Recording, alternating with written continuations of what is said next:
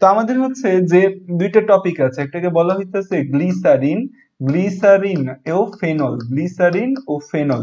তো গ্লিসারিন জিনিসটা আমাদের কি? গ্লিসারিন জিনিসটা হচ্ছে একটা ট্রাইহাইড্রিক অ্যালকোহল, গ্লিসারিন জিনিসটা হচ্ছে একটা ট্রাইহাইড্রিক অ্যালকোহল, গ্লিসারিন জিনিসটা কি? একটা trihydric alcohol, alcohol, trihydric alcohol. তো আমাদের নরমালি হচ্ছে যে এই অ্যালকোহল কয়েক টাইপের হতে পারে, যে আমাদের হচ্ছে যে একটা ওএইচ থাকলে নরমাল অ্যালকোহল বলি যেগুলোকে, ওগুলোকে বললে আমরা মনোহাইড্রিক অ্যালকোহল। দুইটা ওএইচ যুক্ত যৌগ হইতে পারে, তিনটা ওএইচ যুক্ত যৌগ হইতে পারে। তো আমাদের দেখা যায় কিছু যৌগ এরকম পাওয়া যায়, যেমন হচ্ছে আমাদের CH3 CH2OH, CH3 CH2OH, এটার নাম কি? এটার নাম হচ্ছে, এটার নাম কি তোমরা মনে আছে তোমাদের? CH3 CH2OH, এটার নাম হচ্ছে ইথানল। CH3 CH2OH, এটার নাম হচ্ছে ইথানল। CH3 CH2OH, এটার নাম হচ্ছে ইথানল। তারপর হচ্ছে যে আমাদের এইখানে একটা OH আছে, আরেকটা যদি আমরা এরকম পাই CH2 CH2, দুইটার মধ্যে হাত আছে OH OH, তাহলে এটার নাম কি হবে? CH2OH CH2OH, এটার নাম কি হবে? এই যে দেখতে পাচ্ছ এটা, এটার নাম হচ্ছে যে আমাদের গ্লাইকল বলি আমরা, এটাকে কি বলি? গ্লাইকল, গ্লাইকল বলি, গ্লাইকল। সেই এদের বয়লিং পয়েন্ট বা বিপির মানটা না খুব ইম্পর্টেন্ট, পরীক্ষার মধ্যে আসে এদের কার বয়লিং পয়েন্ট কত। এই যে ইথানল দেখতে পাচ্ছ, এই ইথানলের বয়লিং পয়েন্ট বা বিপি হচ্ছে তোমার 78.3 ডিগ্রি সেলসিয়াস, 78.3 ডিগ্রি সেলসিয়াস। এখন একটা প্রশ্ন হচ্ছে যে এই যে এদের ইথানলের বিপি বা বয়লিং পয়েন্ট 78.3 ডিগ্রি সেলসিয়াস, এই বয়লিং পয়েন্ট বলতে আসলে কি বোঝায়? গলনাঙ্ক বোঝায় না স্ফুটনাঙ্ক বোঝায় বলো তো?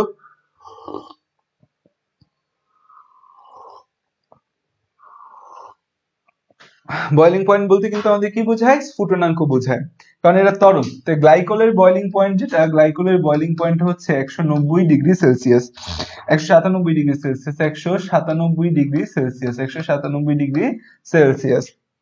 তারপর হচ্ছে আমাদের এই গ্লিসারিন, গ্লিসারিন হচ্ছে CH2OH CHOH CH2OH CHOH CH2OH CH2OH, এই যে আমাদের তিনটা জিনিস দেখতে পাচ্ছি আমরা, এই তিনটা জিনিসের মধ্যে হচ্ছে যে আমরা এটাকে কি বলবো? CH2OH CHOH CH2OH, এটা হচ্ছে গ্লিসারিন।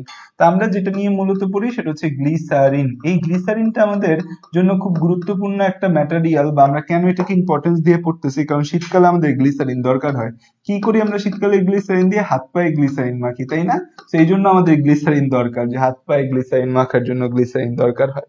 তো এই যে গ্লিসারিন, এই গ্লিসারিনের আরেকটা নাম আমরা কি বলতে পারি? এই যে যে নামটা দেখতে পাচ্ছ, এটা তো হচ্ছে আমাদের এটা একটা ট্রেড নেম। এই যে আমরা গ্লিসারিন বলতেছি, এটা তো এটা ট্রেড নেম, তাই না? এটাকে যদি আমরা আইইউপ্যাক অনুযায়ী নামকরণ করতে চাই, তাহলে জিনিসটার নাম কেমন হবে? এই গ্লিসারিনটাকে যদি আমরা হচ্ছে ইউপ্যাক পদ্ধতিতে সাজায় লিখতে চাই, তাহলে জিনিসটা এমন হবে না? CH2 CH2, তাই না?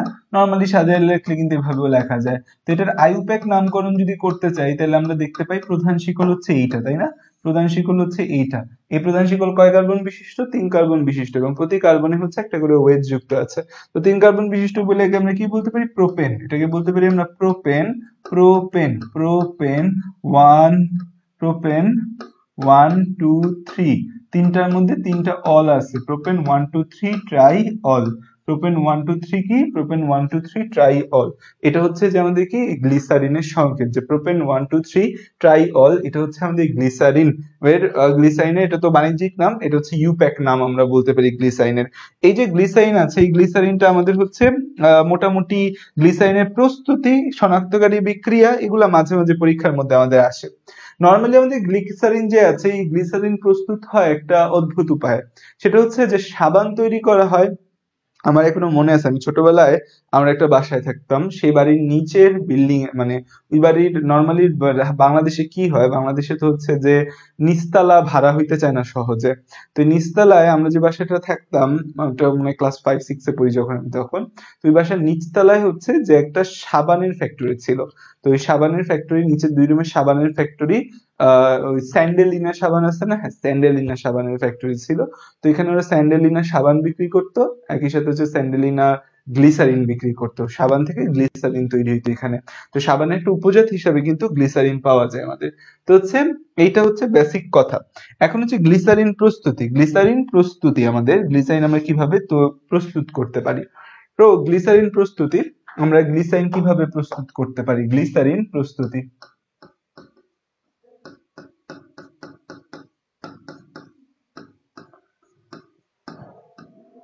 তো সিকিউতে গ্লিসারিন প্রস্তুতি আসাটা তত কমন না, তাও পরীক্ষার মধ্যে দিতেও পারে যে গ্লিসারিন প্রস্তুতি একটা হচ্ছে তেল বা চর্বির ক্ষারীয় আদ্র বিশ্লেষণ দ্বারা। কি আমাদের তৈল বা চর্বির ক্ষারীয় আদ্র বিশ্লেষণ দ্বারা, তেল বা চর্বির ক্ষারীয় আদ্র বিশ্লেষণ দ্বারা, তেল বা চর্বির ক্ষারীয় আদ্র বিশ্লেষণ দ্বারা, তেল বা চর্বির ক্ষারীয় আদ্র বিশ্লেষণ দ্বারা, তেল বা চর্বির ক্ষারীয় আদ্র বিশ্লেষণ দ্বারা, তেল বা চর্বির ক্ষারীয় আদ্র বিশ্লেষণ দ্বারা কি করা যায়, আমাদের এই গ্লিসারিন প্রস্তুত করা যায়। তো তেল বা চর্বি জিনিসটা আসলে কি, আমাদের তৈল বা চর্বি যে আমরা মানে ট্রাইহাইড্রিক অ্যালকোহল বলতে একটা নাম, মানে ট্রাইগ্লিসারাইড বলতে একটা নাম আমরা খুব কমনলি ব্যবহার করি, যে আমরা যখন তোমাদের কোষ রসায়নের মধ্যে মানে তেল বা চর্বি এটা বেসিক্যালি একটা ট্রাইগ্লিসারাইড, মানে গ্লিসারিনের সাথে 3 অণু ফ্যাটি অ্যাসিড যুক্ত হয়। নরমালি গ্লিসারিনের সাথে 3 অণু ফ্যাটি অ্যাসিড যুক্ত হয়ে আমাদের হচ্ছে তেল বা চর্বি তৈরি হয়। তো তেল বা চর্বির সাধারণ সংকেত হচ্ছে এই যে আমাদের গ্লিসারিন CH2, এটা তোমরা আমি লেখার পর পুরোটা লেখো CH2।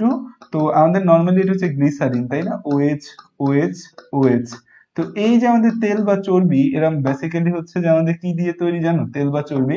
এই তেল বা চর্বিটা হচ্ছে যে আমাদের তেল বা চর্বি যে বলি, এই তেল বা চর্বি মূলত হচ্ছে আমাদের গ্লিসারিন প্লাস ফ্যাটি অ্যাসিড দিয়ে গঠিত, গ্লিসারিন প্লাস ফ্যাটি অ্যাসিড দিয়ে। তেল বা চর্বি জিনিসটা হচ্ছে glycerin plus fatty acid, glycerin plus আমাদের fatty acid, glycerin plus fatty acid. Fatty acid মানে কি, মোটা অ্যাসিড, তাই না, ফ্যাটি অ্যাসিড মানে কি, মোটা অ্যাসিড।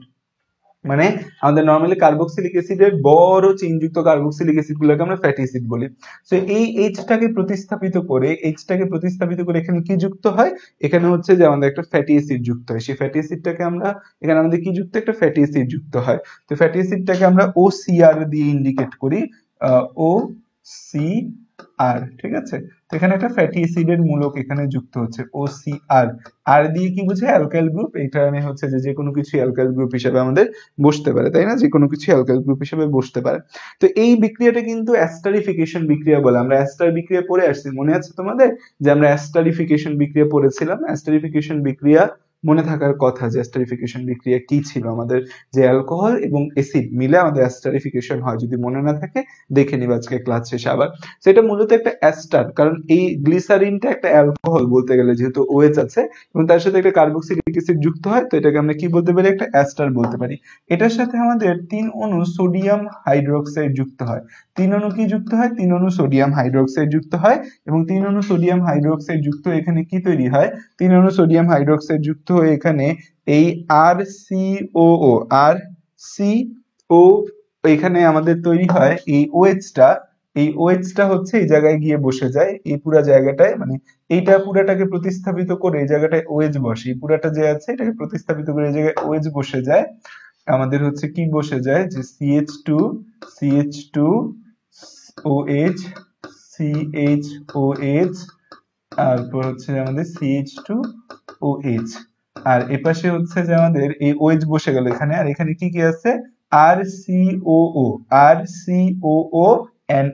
তাহলে আমাদের এই 3 অণু RCOONA তৈরি হয়, ঠিক আছে, RCOONA তৈরি হয়।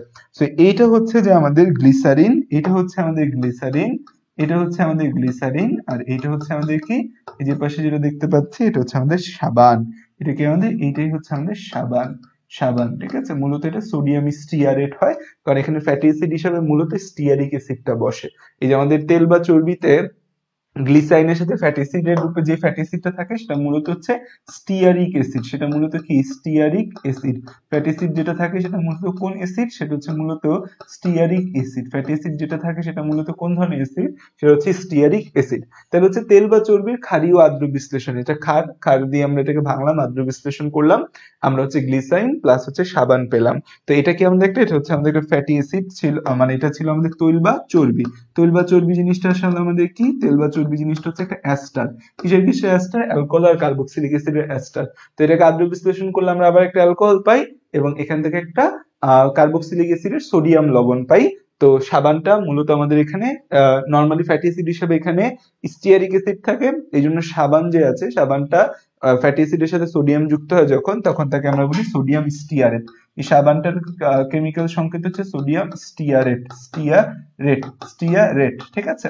তো এইভাবে আমরা গ্লিসারিন প্রস্তুতি করতে পারি। এটা গ্লিসারিন প্রস্তুতির সবচেয়ে মজাদার বিষয় আমাদের, ঠিক আছে। তো এটা হচ্ছে গ্লিসারিন পদ্ধতির সবচেয়ে আমাদের ইম্পর্টেন্ট একটা অংশ। তো এই সাবান, এটা হচ্ছে গ্লিসারিন এর আদ্র বিশ্লেষণ দ্বারা, ঠিক আছে। এটা হচ্ছে মানে সবচেয়ে কমনলি গ্লিসারিন প্রস্তুতিতে এই ফর্মুলাটা ব্যবহার করা হয়। তো এখন এই ফর্মুলাতে দেখা যায় যে এই বিক্রিয়াটা ঘটার পরও আমাদের হচ্ছে যে গ্লিসারিনটা মানে হচ্ছে যে তৈরি হয়েছে, কিন্তু এই গ্লিসারিনটাকে আলাদা করতে হলে বা সাবানকে আলাদা করতে হইলে আমাদের কিছু কাজ করতে হয়। এই উৎপন্ন পদার্থের মিশ্রণে, এই যে মিশ্রণটা তৈরি হইলো, এই উৎপন্ন পদার্থের মিশ্রণে এই উৎপন্ন পদার্থের মিশ্রণে এই কেমিক্যাল রিঅ্যাকশন হওয়ার পর এখন তো এখানে সাবান আর গ্লিসারিন দুইটাই তৈরি হয়ে আছে, আলাদা করতে হবে না। উৎপন্ন পদার্থের মিশ্রণে হচ্ছে ব্রাইন মিশানো হয়। ব্রাইন মানে কি বলতে পারবা? তোমাদের কেউ মনে আছে কেমিস্ট্রিতে ব্রাইন বলতে আমরা কি বুঝি? ব্রাইন মানে হচ্ছে গাঢ় সোডিয়াম ক্লোরাইড। উৎপন্ন পদার্থের মিশ্রণে ব্রাইন হচ্ছে গাঢ় সোডিয়াম ক্লোরাইড, ঠিক আছে। তাহলে আমাদের উৎপন্ন পদার্থের মিশ্রণে ব্রাইন জিনিসটা কি? ব্রাইন হচ্ছে গাঢ় সোডিয়াম ক্লোরাইড যোগ করলে কি হচ্ছে আমাদের? যোগ করলে আমাদের এই সাবান ভেসে ওঠে। যোগ করলে দেখা যায় সাবান যে হয়, সাবানটা ভেসে ওঠে। সাবানটা দেখা যায় এরকম আমাদের বিভিন্ন সাইজ শেপে দেখে যে এরকম হয় না নরমালি প্রাথমিক অবস্থায়, এটাকে বিভিন্ন মেশিনের মাধ্যমে শুকিয়ে আস্তে আস্তে এটাকে ওই সাইজ শেপটার মধ্যে আনা হয়।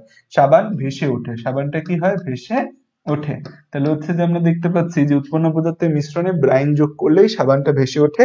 তারপর সেখান থেকে হচ্ছে যে আমাদের সাবান পৃথক করে নেওয়ার পর গ্লিসারিন মিশ্রণ পাওয়া যায়। সাবানকে পৃথক করে নেওয়ার পর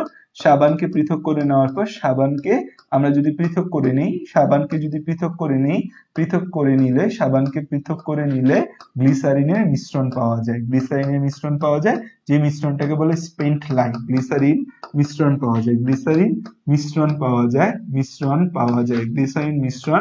পাওয়া যায়, যাকে স্পেন্ট লাই বলে, একে স্পেন্ট লাই বলে। একে কি বলে? একে স্পেন্ট লাই বলে। একে বলা হয় স্পেন্ট লাই বলে। গ্লিসারিনের যে মিশ্রণটা পাই, এই গ্লিসারিনের মিশ্রণটাকে স্পেন্ট লাই বলি, ঠিক আছে। স্পেন্ট লাই এর একটা স্পেসিফিক নাম। গ্লিসারিনের মিশ্রণটাকে স্পেন্ট লাই বলা হয়। এবং এই স্পেন্ট লাই এই পদ্ধতিটাকে সাবানায়ন বলে। স্পেন্ট লাইয়ের মধ্যে 3 থেকে 5% গ্লিসারিন থাকে। স্পেন্ট লাইয়ে হচ্ছে 3 থেকে 5% গ্লিসারিন থাকে। এই যে গ্লিসারিনের যে মিশ্রণ পাই, সেখানে কিন্তু আমাদের হচ্ছে প্রকৃত গ্লিসারিন পাওয়া যায় না, বা ওইখানে যে 100% গ্লিসারিন থাকতেছে এরকম না, যে মানে তরলের মধ্যে অল্প একটু গ্লিসারিন আছে। কতটুকু? 3 থেকে 5% গ্লিসারিন থাকে। স্পেন্ট লাইয়ের মধ্যে কয় পার্সেন্ট গ্লিসারিন থাকে? 3 থেকে 5% গ্লিসারিন থাকে। এটাকে যদি আমরা ফিটকিরি দিয়ে হচ্ছে পাতন করি, তখন এখানে 80% গ্লিসারিন পাওয়া যায়। তো এই গ্লিসারিন থাকে, এটাকে এই স্পেন্ট লাইটার মধ্যে 3 থেকে 5% গ্লিসারিন থাকে। এই স্পেন্ট লাইটে যদি হচ্ছে যে আমরা ফিটকিরি বা যেটাকে বলা হয় অ্যালাম, ফিটকিরি বা অ্যালাম দিয়ে হচ্ছে নিম্নচাপে পাতন করা হয়। ফিটকিরি বা অ্যালাম দিয়ে যদি আমরা কি করি? নিম্নচাপে পাতন। ফিটকিরি বা অ্যালাম দিয়ে যদি আমরা এটাকে কি করি? নিম্নচাপে পাতন। ফিটকিরি বা অ্যালাম দিয়ে যদি এটাকে আমরা কি করি? নিম্নচাপে পাতন করি। ফিটকিরি বা অ্যালাম দিয়ে যদি আমরা এটাকে নিম্নচাপে পাতন করি, তখন আমরা দেখা যায় 80% গ্লিসারিন পাই। এটা থেকে কত পার্সেন্ট গ্লিসারিন পাবো? 80% গ্লিসারিন পাবো। সেই গ্লিসারিনের এই প্রস্তুতিটা পরীক্ষার মধ্যে চাইলে আসতে পারে, এবং এই পদ্ধতিতে গ্লিসারিন প্রস্তুতিকে বলা হয় স্যাপনিফিকেশন বা আমাদের সাবানায়ন পদ্ধতি বলা হয়। মানে এই পুরো বিক্রিয়াটা হচ্ছে আসলে আমাদের স্যাপনিফিকেশন বা সাবানায়ন বলে। এই বিক্রিয়াটাকে, এই পদ্ধতিটাকে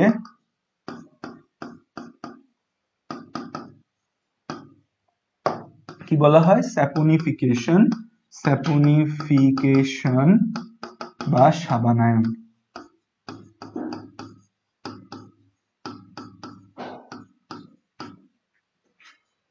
ঠিক আছে।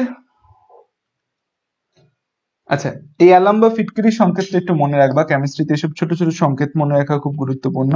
এটা হচ্ছে যে আমাদের potassium sulphate K2SO4 into Al2SO4 into 24 অণু পানি, ঠিক আছে। into 24 অণু কি? into 24 অণু হচ্ছে পানি। তো এটা হচ্ছে আমাদের এই অ্যালাম বা ফিটকিরি সংকেত। আর এই পদ্ধতিকে স্যাপনিফিকেশন বা সাবানায়ন বলা হয়। তো এই হচ্ছে আমাদের একটা গ্লিসারিন প্রস্তুতির তিনটা পদ্ধতি আমাদের বইয়ে দেওয়া আছে। এটা খুব ইম্পর্টেন্ট একটা পদ্ধতি। কি? তেল বা চর্বির ক্ষারীয় আদ্র বিশ্লেষণে। তেল বা চর্বি যেটা আমাদের রয়েছে মূলত কি, তেল বা চর্বিটা হচ্ছে একটা ট্রাইগ্লিসারাইড। এখানে গ্লিসারিন সাথে ফ্যাটি অ্যাসিড থাকে, এটা হচ্ছে ফ্যাটি অ্যাসিড। ফ্যাটি অ্যাসিডের মধ্যে মূলত স্টিয়ারিক অ্যাসিডটা থাকে। তারপর হচ্ছে এখানে আমাদের সোডিয়াম হাইড্রোক্সাইড যুক্ত হয়। সোডিয়াম হাইড্রোক্সাইড যুক্ত করলে গ্লিসারিন এবং সাবান পাওয়া যায়। সাবানটা মূলত সোডিয়াম স্টিয়ারেট। স্টিয়ারিক অ্যাসিডে H অপসারিত হয়ে সোডিয়াম বসতেছে। তো এই যে গ্লিসারিন পাওয়া যায়, এটা আসলে আমাদের ওই গ্লিসারিনের মিশ্রণটার মধ্যে গ্লিসারিন অনেক বেশি থাকে না, গ্লিসারিনটা অনেক হালকা থাকে সেটার মধ্যে।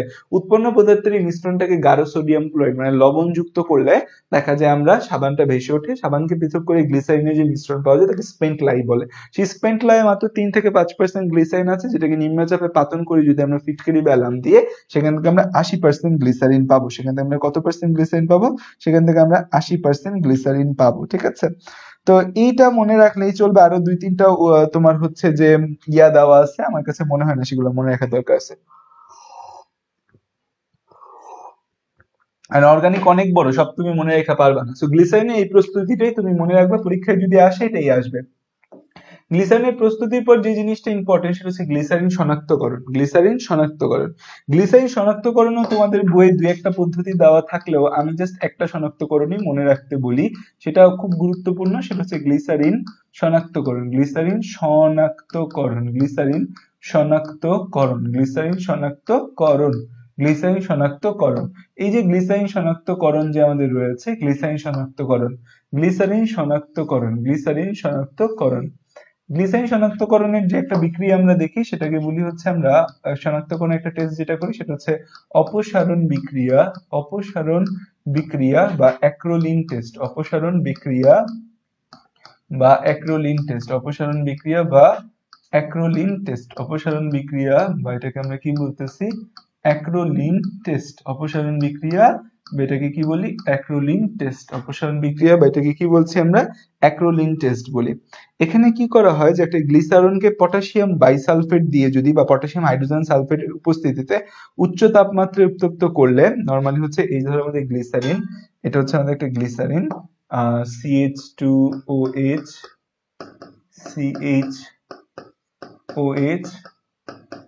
CH2OH, এই যে গ্লিসারিন আছে, এই গ্লিসারিনকে যদি হচ্ছে আমরা, এটা হচ্ছে কি গ্লিসারিন,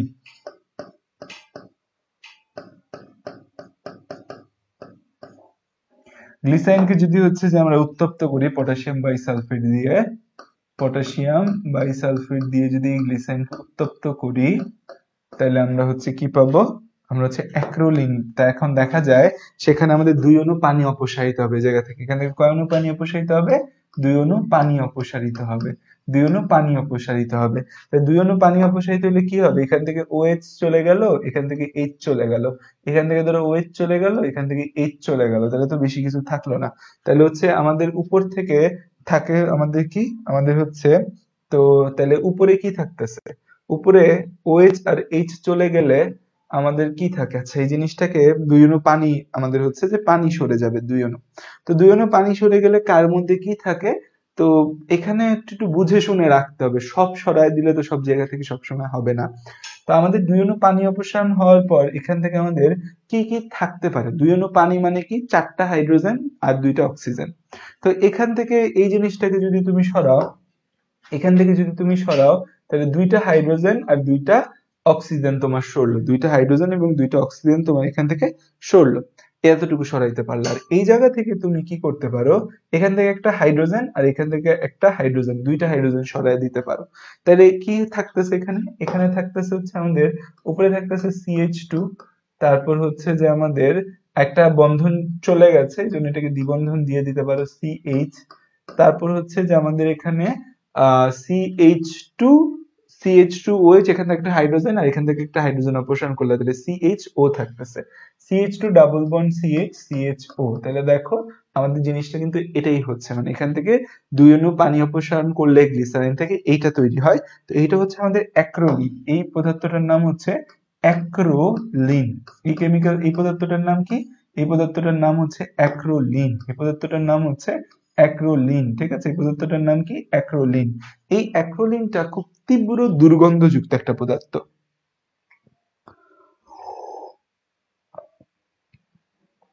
এই অ্যাক্রোলিনটা হচ্ছে তীব্র দুর্গন্ধযুক্ত একটা পদার্থ, দুর্গন্ধযুক্ত শ্বাসরোধক ঝাঁঝালো গ্যাস। অ্যাক্রোলিনটা হচ্ছে দুর্গন্ধযুক্ত, অ্যাক্রোলিনটা হচ্ছে দুর্গন্ধযুক্ত শ্বাসরোধক, দুর্গন্ধযুক্ত শ্বাসরোধক ঝাঁঝালো গ্যাস, শ্বাসরোধক ঝাঁঝালো গ্যাস।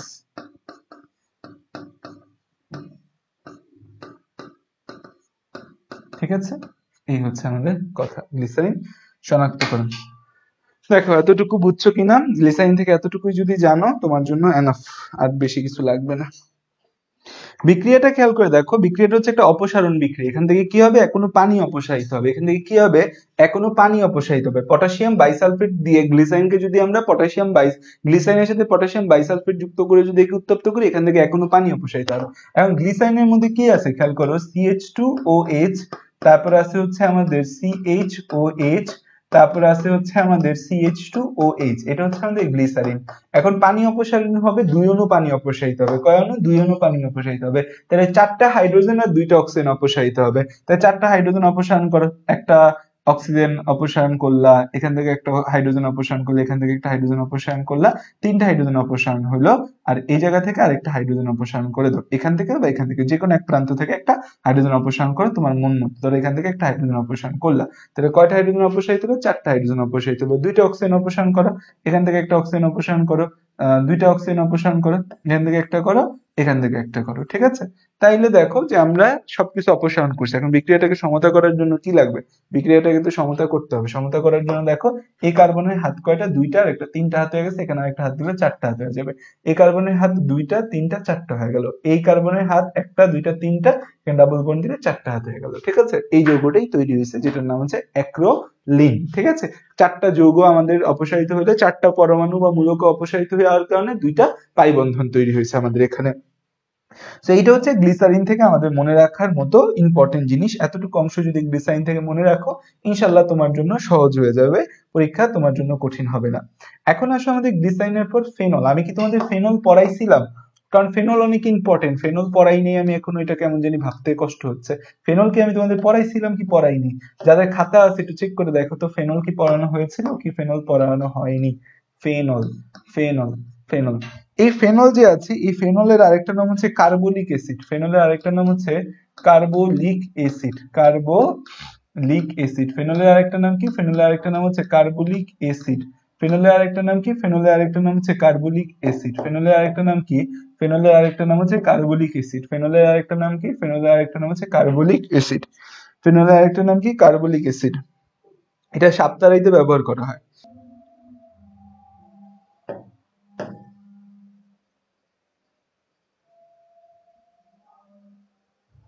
তো ফেনল আমি পড়াইছি। ফেনলের পর আমরা আজকে যাব নাইট্রোগ্লিসারিন। নাইট্রোগ্লিসারিন হচ্ছে একটা বোমা। নাইট্রোগ্লিসারিন কি? নাইট্রোগ্লিসারিন হচ্ছে যে বোম, বোম, বোম।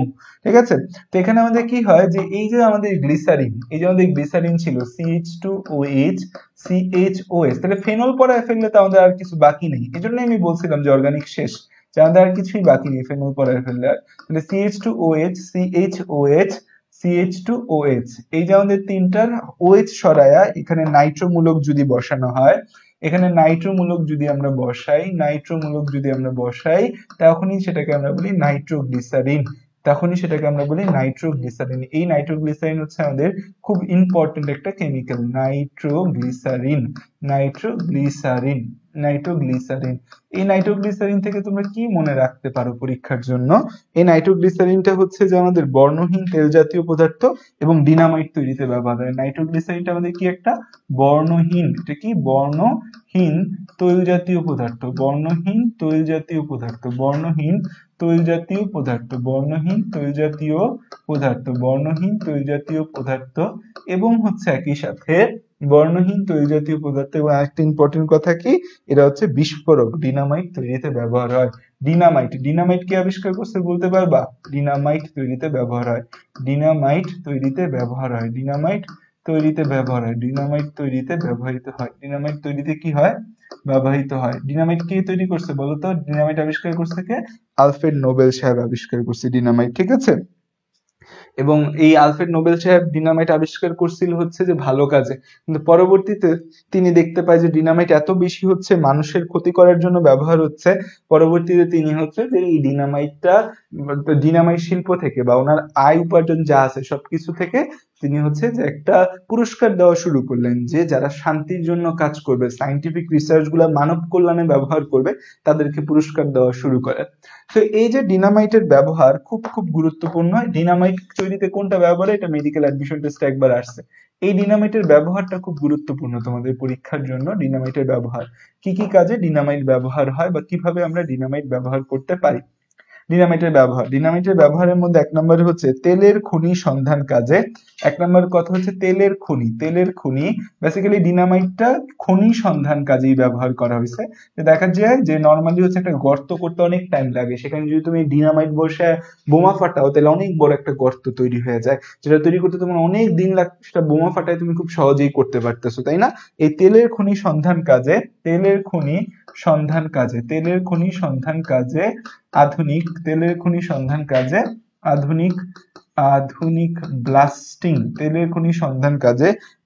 হচ্ছে ব্লাস্টিং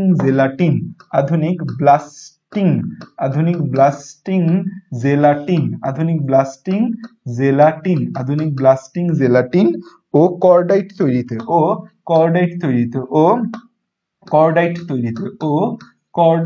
কর্ডাইট হচ্ছে একটা আমাদের বিস্ফোরক। কর্ডাইট আর ব্লাস্টিং জেলাটিন দুইটাই বিস্ফোরক। কর্ডাইট তৈরিতে দেখা যায় হচ্ছে যে আমাদের নাইট্রোগ্লিসারিন, কর্ডাইট তৈরিতে সেলুলোজ নাইট্রেটের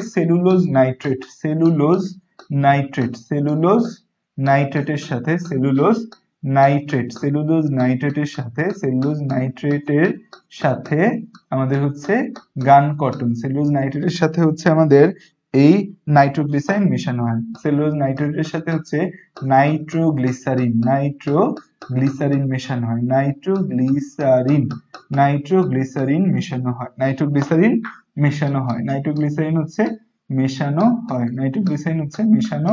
হয়। তাহলে খেয়াল করে দেখো হচ্ছে আমাদের এই তেলের খনি সন্ধান হয় যে সেখানে আধুনিক ব্লাস্টিং জেলাটিন ও কর্ডাইট তৈরিতে সেলুলোজ নাইট্রেটের সাথে কি মেশানো হয়? নাইট্রোগ্লিসারিন মেশানো হয়।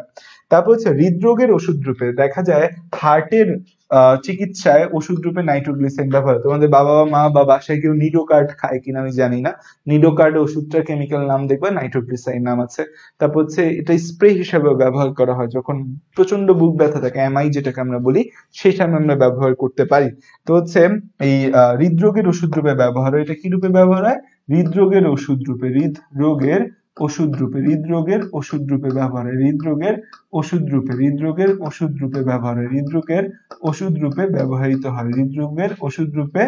ব্যবহৃত হয়। কি রূপে ব্যবহৃত হয়? হৃদরোগের ওষুধ রূপে ব্যবহৃত হয়। 3 নম্বর কাজটা হচ্ছে যে হৃদরোগের ওষুধ রূপে ব্যবহৃত হয়। হাঁপানি রোগে ওষুধ রূপে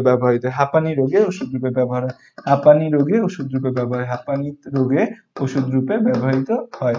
এই যে হৃদরোগে ওষুধ রূপে যে ব্যবহার হয়, এটা হচ্ছে কি রক্তনালীগুলোকে প্রসারিত করে। আমাদের হৃদরোগ বা এমআই হওয়ার একটা অন্যতম কারণ রক্তনালীগুলো সরু হয়ে যায়। রক্তনালীতে চর্বি জমে রক্তনালীগুলো সরু হয়ে যায়। সেই রক্তনালীগুলোকে প্রসারিত করতে তারা সাহায্য করে। তারা কি করে? রক্তনালীকে প্রসারিত করে। তারা রক্তনালীকে প্রসারিত করে। তারা রক্তনালীকে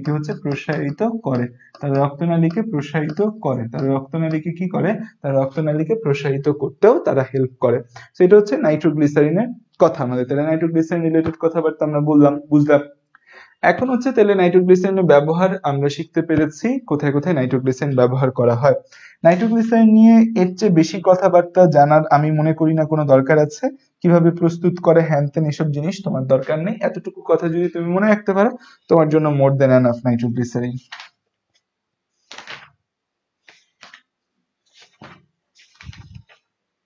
দেখা যাচ্ছে এতটুকু? আচ্ছা, একজনের আব্বু ইউজ করে পেয়ে গেছি আমরা।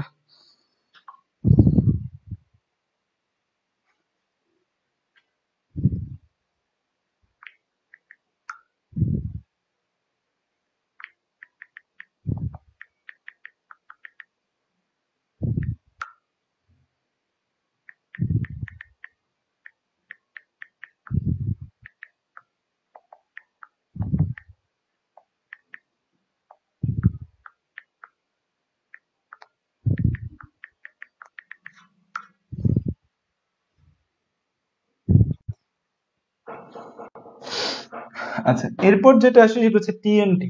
টিএনটি বা ট্রাইনাইট্রোটলুইন। তোমাদের কলেজের পরীক্ষায়, এখন তো তোমাদের কলেজে মনে হয় সামনে একটা পরীক্ষা আছে, টেস্ট পরীক্ষা, তাই না? টেস্ট পরীক্ষা ছাড়া তো মনে হয় কলেজে পরীক্ষা নাই। তো নটরডেম বা হলিক্রস বা দেখা যায় কিছু কিছু কলেজে এই টিএনটি বা ট্রাইনাইট্রোটলুইন তৈরি মাঝে মাঝে দিয়ে দেয়। ট্রাইনাইট্রোটলুইন তৈরি, ট্রাইনাইট্রোটলুইন তৈরি, ট্রাইনাইট্রোটলুইন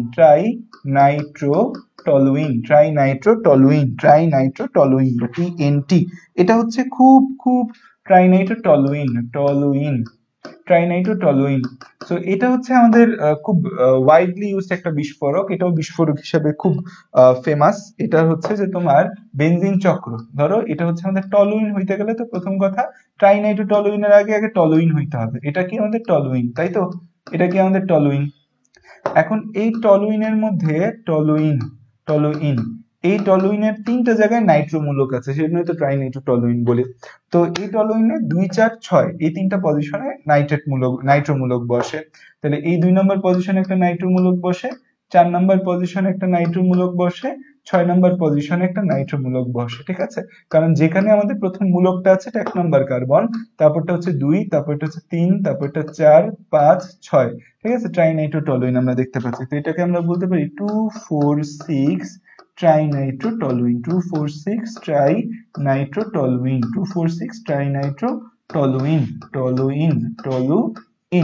এই যে ট্রাইনাইট্রোটলুইন বা টিএনটি দেয়া আছে, এই ট্রাইনাইট্রোটলুইন বা টিএনটিটা হচ্ছে আমাদের একটা বলতে গেলে হলুদ বর্ণের কঠিন বিস্ফোরক। এটা হচ্ছে একটা হলুদ বর্ণ। এটা কেমন, আমাদের বর্ণটা কি, যে হলুদ বর্ণ। এটা বর্ণ হচ্ছে হলুদ বর্ণ। এটা হচ্ছে হলুদ বর্ণের কঠিন বিস্ফোরক। এটা হচ্ছে হলুদ বর্ণের কঠিন বিস্ফোরক। হলুদ বর্ণের কি, এটা একটা কঠিন বিস্ফোরক। হলুদ বর্ণের এটা একটা কঠিন বিস্ফোরক। হলুদ বর্ণের এটা একটা কঠিন বিস্ফোরক। এটার গলনাঙ্ক হচ্ছে 80°C, কারণ কঠিন যেহেতু তার গলনাঙ্ক থাকবে, এর গলনাঙ্ক হচ্ছে 80°C।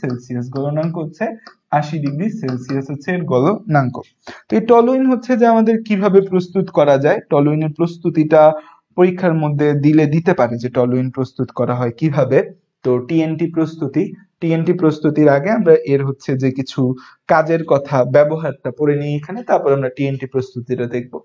ব্যবহার হচ্ছে অনেক ধরনের ব্যবহার আছে। এটা দেখা যায় টিএনটি ব্যবহৃত হয় বোমা, হ্যান্ড গ্রেনেড তৈরিতে। আচ্ছা, এই টিএনটি বিস্ফোরণে নরমালি টিএনটি কখনো বিস্ফোরণ হয় না। নাইট্রোগ্লিসারিন এক জায়গায় নরমালি রাইখা দিলা, নাইট্রোগ্লিসারিন বিস্ফোরণ হয়ে যেতে পারে, বাট টিএনটি নরমালি বিস্ফোরণ হয় না। টিএনটি বিস্ফোরণের জন্য ডিটোনেটর দরকার হয়। টিএনটি বিস্ফোরণ নরমালি হয় না। টিএনটি বিস্ফোরণের জন্য কি দরকার হয়?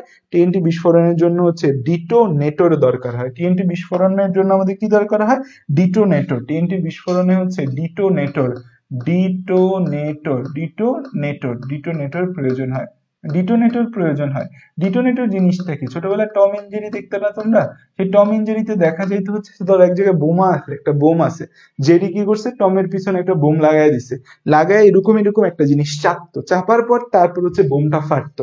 এই যে এরকম জিনিস একটা চাপা হয়, যেটা দিয়ে চাপ প্রয়োগ করা হয়। সো ডিটোনেটর বেসিক্যালি চাপ প্রয়োগের একটা যন্ত্র, যেটা অধিক চাপ প্রয়োগ করে। তার মানে এই যে টিএনটি, ট্রাইনাইট্রোটলুইন, এরা অল্প চাপে বিস্ফোরিত হয় না, অধিক চাপে বিস্ফোরিত হয়, ঠিক আছে? তো এই ডিটোনেটরটা হচ্ছে অধিক চাপ প্রয়োগের একটা বস্তু, যেটা আমাদের অধিক চাপে বিস্ফোরণ ঘটে। এখন এর ব্যবহার, অনেক ব্যবহার রয়েছে ডিটোনেটরের ব্যবহার কি কি ব্যবহার রয়েছে? 1 নম্বর হচ্ছে হ্যান্ড গ্রেনেড তৈরিতে। এটা 1 নম্বর হচ্ছে হ্যান্ড গ্রেনেড তৈরিতে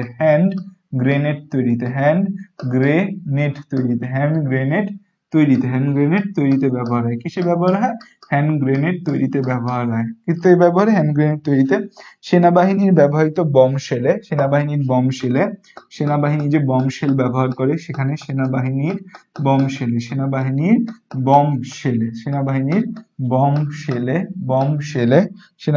বম শেলে, তারপর হচ্ছে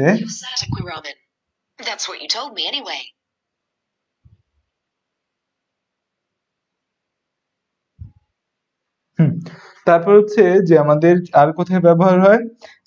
সেনাবাহিনীর বম শেলে যুদ্ধ জাহাজ ধ্বংসকারী টর্পেডো। যুদ্ধ জাহাজ ধ্বংস হয় না, যাতে যুদ্ধ জাহাজ ধ্বংস করে, সেখানে যে বোমা ব্যবহার হয় এগুলোকে বলে টর্পেডো নিক্ষেপ করে এই যুদ্ধ জাহাজ ধ্বংস করা হয়েছে। সে জায়গায় যুদ্ধ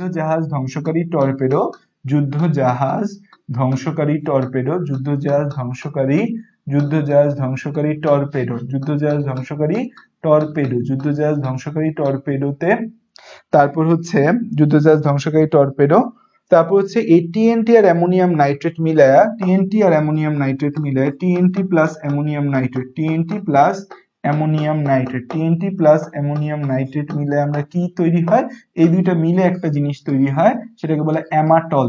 এই টিএনটি প্লাস অ্যামোনিয়াম নাইট্রেট মিলে তৈরি হয় অ্যামাটল, যে অ্যামাটলটা হচ্ছে পুরাতন বিল্ডিং ও পাহাড় সমতল করার কাজে ব্যবহার হয়। পাহাড়, এই যে সেনাবাহিনী পাহাড় কাইটা কাইটা রাস্তা তৈরি করছে, বান্দরবন, রাঙামাটি, খাগড়াছড়িতে, কি মনে হয় সারাদিন পাহাড় কাটছে? একটা পাহাড় তুমি সারাদিনে কাটতে পারবে না, এগুলোকে বিস্ফোরণ করে করা হয়। বিদেশে দেখবা বিভিন্ন বিল্ডিং ভাঙার ভিডিও আছে, বিশাল 50 তলা একটা বিল্ডিং, বাইরে বাইরে ভাঙতে আজীবন লাগবে, ওইখানে বিল্ডিং এ দেখা যায় নানা জায়গায় বোমা ফিট করা হয়, বোমা ফিট করে তারপর বিল্ডিংটাকে হচ্ছে ভাঙা হয়।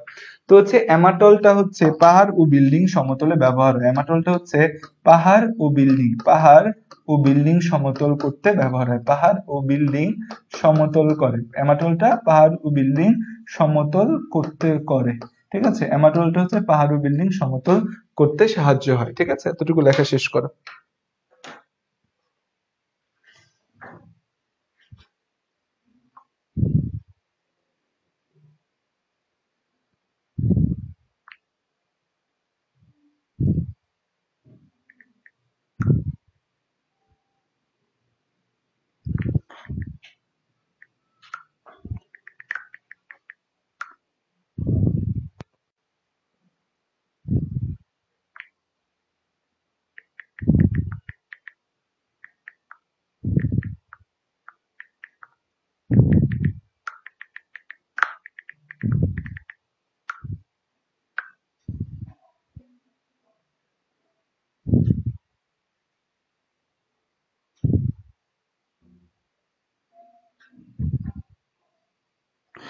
ভাইয়া 18 জুলাই এসব কি বললো? সত্যি 18 জুলাই কি বলছে? কি 18 জুলাই কার জন্মদিন? আচ্ছা, এখন হচ্ছে টিএনটি প্রস্তুতি পরীক্ষার মধ্যে আসতে পারে, আমি টেস্ট পেপারে কিছু জায়গায় দেখছি টিএনটি প্রস্তুতি কয়েক জায়গায় আসে। টিএনটি প্রস্তুতিটা আমরা একটু শিখি। দেখো, টিএনটি প্রস্তুতি, টিএনটি প্রস্তুতি, টিএনটি প্রস্তুতি,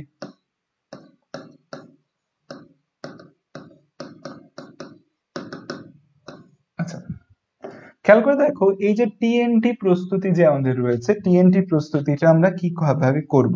তো আমাদের নর্মালি একটা টলুইন আছে, এটা কি আমাদের একটা টলুইন, তাই তো? এটা হচ্ছে টলুইন। বলো তো টলুইন কোন ধরনের সমাণু, অর্থ প্যারা নাকি মেটা সমাণু? কোন ধরনের সমাণু টলুইন? টলুইন কি অর্থ প্যারা সমাণু নাকি মেটা সমাণু? হুম, বলো, টিএনটি কি আমাদের হচ্ছে কোন ধরনের সমাণু, অর্থ প্যারা না মেটা? টিএনটি টা হচ্ছে একটা অর্থ প্যারা সমাণু। মেটা সমাণু হইতে গেলে আমাদের কি থাকা লাগে, এই যে পরমাণুটা তার সাথে অধিক তড়িৎ ঋণাত্মক কেউ থাকা লাগে, কিন্তু কার্বনের থেকে হাইড্রোজেন কম তড়িৎ ঋণাত্মক, তাই না? তো এই যে আমাদের টলুইন, এটা কি, এটা হচ্ছে টলুইন, এটা হচ্ছে টলুইন, এটা হচ্ছে টলুইন। এই যে টলুইন আছে, এই টলুইনের সাথে আমরা কি যুক্ত করতে পারি? এই টলুইনের সাথে যুক্ত করি আমরা নাইট্রিক অ্যাসিড, টলুইনের সাথে আমরা যুক্ত করি নাইট্রিক অ্যাসিড, আমরা নাইট্রেশন বিক্রিয়া করছি। এবং এখানে প্রভাবক হিসেবে কাকে ব্যবহার করা হয়? প্রভাবক হিসেবে ব্যবহার করা হয় সালফিউরিক অ্যাসিডকে আমরা প্রভাবক হিসেবে ব্যবহার করি। ব্যবহার করলে আমাদের এখান থেকে দুই ধরনের সমাণু তৈরি হয়, একটা হচ্ছে অর্থ সমাণু আর একটা হচ্ছে মেটা সমাণু। দুই ধরনের সমাণু আমরা এই জায়গা থেকে পাই। আমরা পাবো একটা অর্থ নাইট্রোটলুইন আর একটা এখান থেকে পাবো হচ্ছে প্যারা নাইট্রোটলুইন। এখান থেকে আমরা দুইটা জিনিস পাবো, তাই না? একটা অর্থ নাইট্রোটলুইন পাবো, এটা বিক্রিয়া করে আমাদের কি তৈরি হবে? এখান থেকে তৈরি হবে আমাদের একটা অর্থ নাইট্রোটলুইন, এখান থেকে আমাদের তৈরি হবে একটা জিনিস হবে অর্থ নাইট্রোটলুইন, অর্থ নাইট্রোটলুইন। আর একটা হচ্ছে আমাদের প্যারা নাইট্রোটলুইন, অর্থ নাইট্রোটলুইন, অর্থ নাইট্রোটলুইন, অর্থ নাইট্রোটলুইন। আরেকটা জিনিস আমরা কি পাবো? আরেকটা জিনিস হচ্ছে আমরা পাবো প্যারা নাইট্রোটলুইন, অর্থ নাইট্রোটলুইন। আরেকটা জিনিস আমরা এখান থেকে পাবো হচ্ছে প্যারা নাইট্রোটলুইন, অর্থ নাইট্রোটলুইন। আরেকটা জিনিস আমরা এখান থেকে কি পাবো? এটা হচ্ছে প্যারা নাইট্রোটলুইন। আরেকটা জিনিস আমরা এখান থেকে কি পাবো? এটা হচ্ছে প্যারা নাইট্রোটলুইন, অর্থ নাইট্রোটলুইন। আরেকটা জিনিস পাবো হচ্ছে আমরা প্যারা নাইট্রোটলুইন, প্যারা নাইট্রোটলুইন পাবো। ঠিক আছে, প্যারা নাইট্রোটলুইন পাইলাম, অর্থ নাইট্রোটলুইন। এবং আরেকটা জিনিস পাইলাম হচ্ছে প্যারা নাইট্রোটলুইন, প্যারা নাইট্রোটলুইন। তো আমাদের হচ্ছে তো লাগবে ট্রাইনাইট্রোটলুইন, কিন্তু আমরা পাইছি দুটো আলাদা আলাদা যুক্ত, অর্থোনাইট্রোটলুইন আর একটা হচ্ছে প্যারানাইট্রোটলুইন আমরা পাইছি। এখন এই যে মনোনাইট্রোটলুইন যে আছে, ধরো অর্থ বা প্যারা যে কোনো একটার সাথে তুমি যদি আবার নাইট্রোমূলক যুক্ত করো তাহলে সেখান থেকে তুমি ডাইনাইট্রোটলুইন পাবা।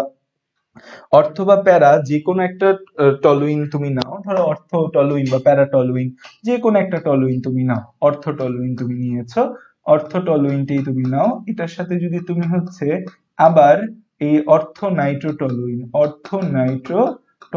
এই অর্থ নাইট্রোটলুইনের সাথে যদি তুমি কি যুক্ত করো, এই অর্থ নাইট্রোটলুইনের সাথে যদি তুমি আবার নাইট্রিক অ্যাসিড ও সালফিউরিক অ্যাসিড যুক্ত করো, তাহলে কিন্তু সেখান থেকে তুমি কি পাবা, তুমি হচ্ছে ডাইনাইট্রোটলুইন পাবা। এখান থেকে কি পাবা তুমি, এখান থেকে তুমি একটা ডাইনাইট্রোটলুইন পাবা, এখান থেকে তুমি পাবা একটা ডাইনাইট্রোটলুইন, এখান থেকে তুমি পাবা হচ্ছে একটা ডাইনাইট্রোটলুইন, এখান থেকে তুমি কি পাবা, এখান থেকে পাবা হচ্ছে একটা তুমি ডাইনাইট্রোটলুইন পাইলা, ডাইনাইট্রোটলুইন, এখান থেকে তুমি পাইলে হচ্ছে ডাইনাইট্রোটলুইন।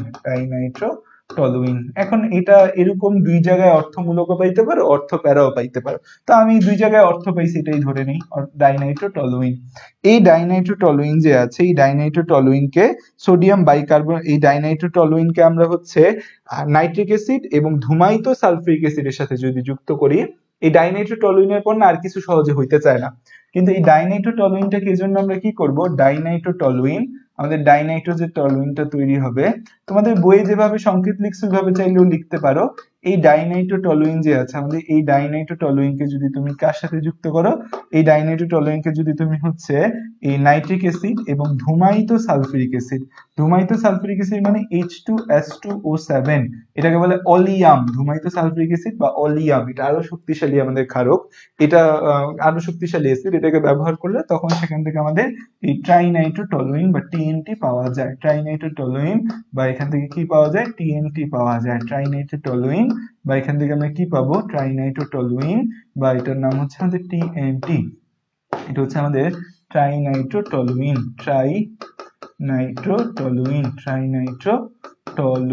ট্রাইনাইট্রোটলুইন বা টিএনটি আমরা পাই। ঠিক আছে, তো টিএনটির এই প্রস্তুতিটা পরীক্ষার মধ্যে দিলেই তোমার হয়ে যাবে, এর বেশি কিছু তোমার লাগবে না, এর বেশি কিছু লাগবে না তোমার। টিএনটির এই প্রস্তুতিটা দিবা, এখানে 30 ডিগ্রি সেলসিয়াস লাগে, এখানে 60 ডিগ্রি সেলসিয়াস লাগে, আর এখানে 100 ডিগ্রি সেলসিয়াস লাগে। যদি আসে পরীক্ষায়, খুব আনকমন এই প্রশ্ন পরীক্ষার মধ্যে আসলেও মানে হচ্ছে যে আমাদের না দেওয়াটাই উত্তম এই প্রশ্ন। তো আমরা টিএনটি টা শিখলাম, আমরা আজকে ছোট্ট ছোট্ট 3টা টপিক শিখলাম।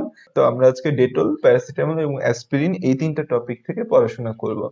তো প্রথমেই আসে হচ্ছে যে আমরা পড়বো ডেটল। ডেটল তো আমরা সবাই হোম মানে খুব ভালো করে চিনি, এবং এই করোনাকালীন সময়ে ডেটল আরো ভালোভাবে আমাদের চিনাই দিয়ে গেছে যে আমরা ডেটল খুব ভালোভাবে ব্যবহার করি। তো ডেটলকে আমরা হচ্ছে যে দুইটা টার্ম ডেটলের ক্ষেত্রে ইউজ করা হয়, একটা হচ্ছে অ্যান্টিসেপটিক আর একটা হচ্ছে ডিসইনফেক্টেন্ট। ডেটল হলো আমাদের অ্যান্টিসেপটিক ও ডিসইনফেক্টেন্ট দুইটা কথাই বলা হয়। ডেটল হচ্ছে আমাদের কি, ডেটল হচ্ছে অ্যান্টিসেপটিক, ডেটল হচ্ছে কি আমাদের অ্যান্টিসেপটিক, ডেটল হচ্ছে অ্যান্টিসেপটিক, এবং হচ্ছে ডেটলকে আমরা কি সাথে, ডিসইনফেক্টেন্ট, অ্যান্টিসেপটিক ও ইনফেক্টেন্ট।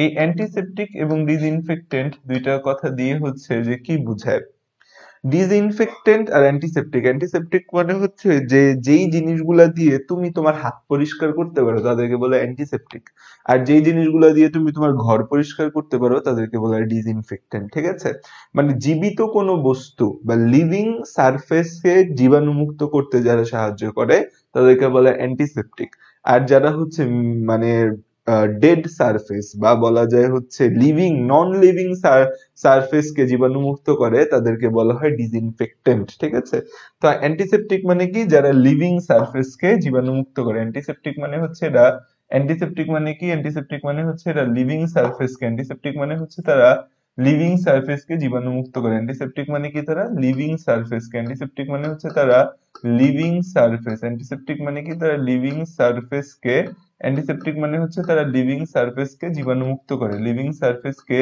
জীবাণুমুক্ত করে, লিভিং সারফেসকে জীবাণুমুক্ত করে, লিভিং সারফেসকে জীবাণুমুক্ত করে, লিভিং সারফেসকে জীবাণুমুক্ত করে।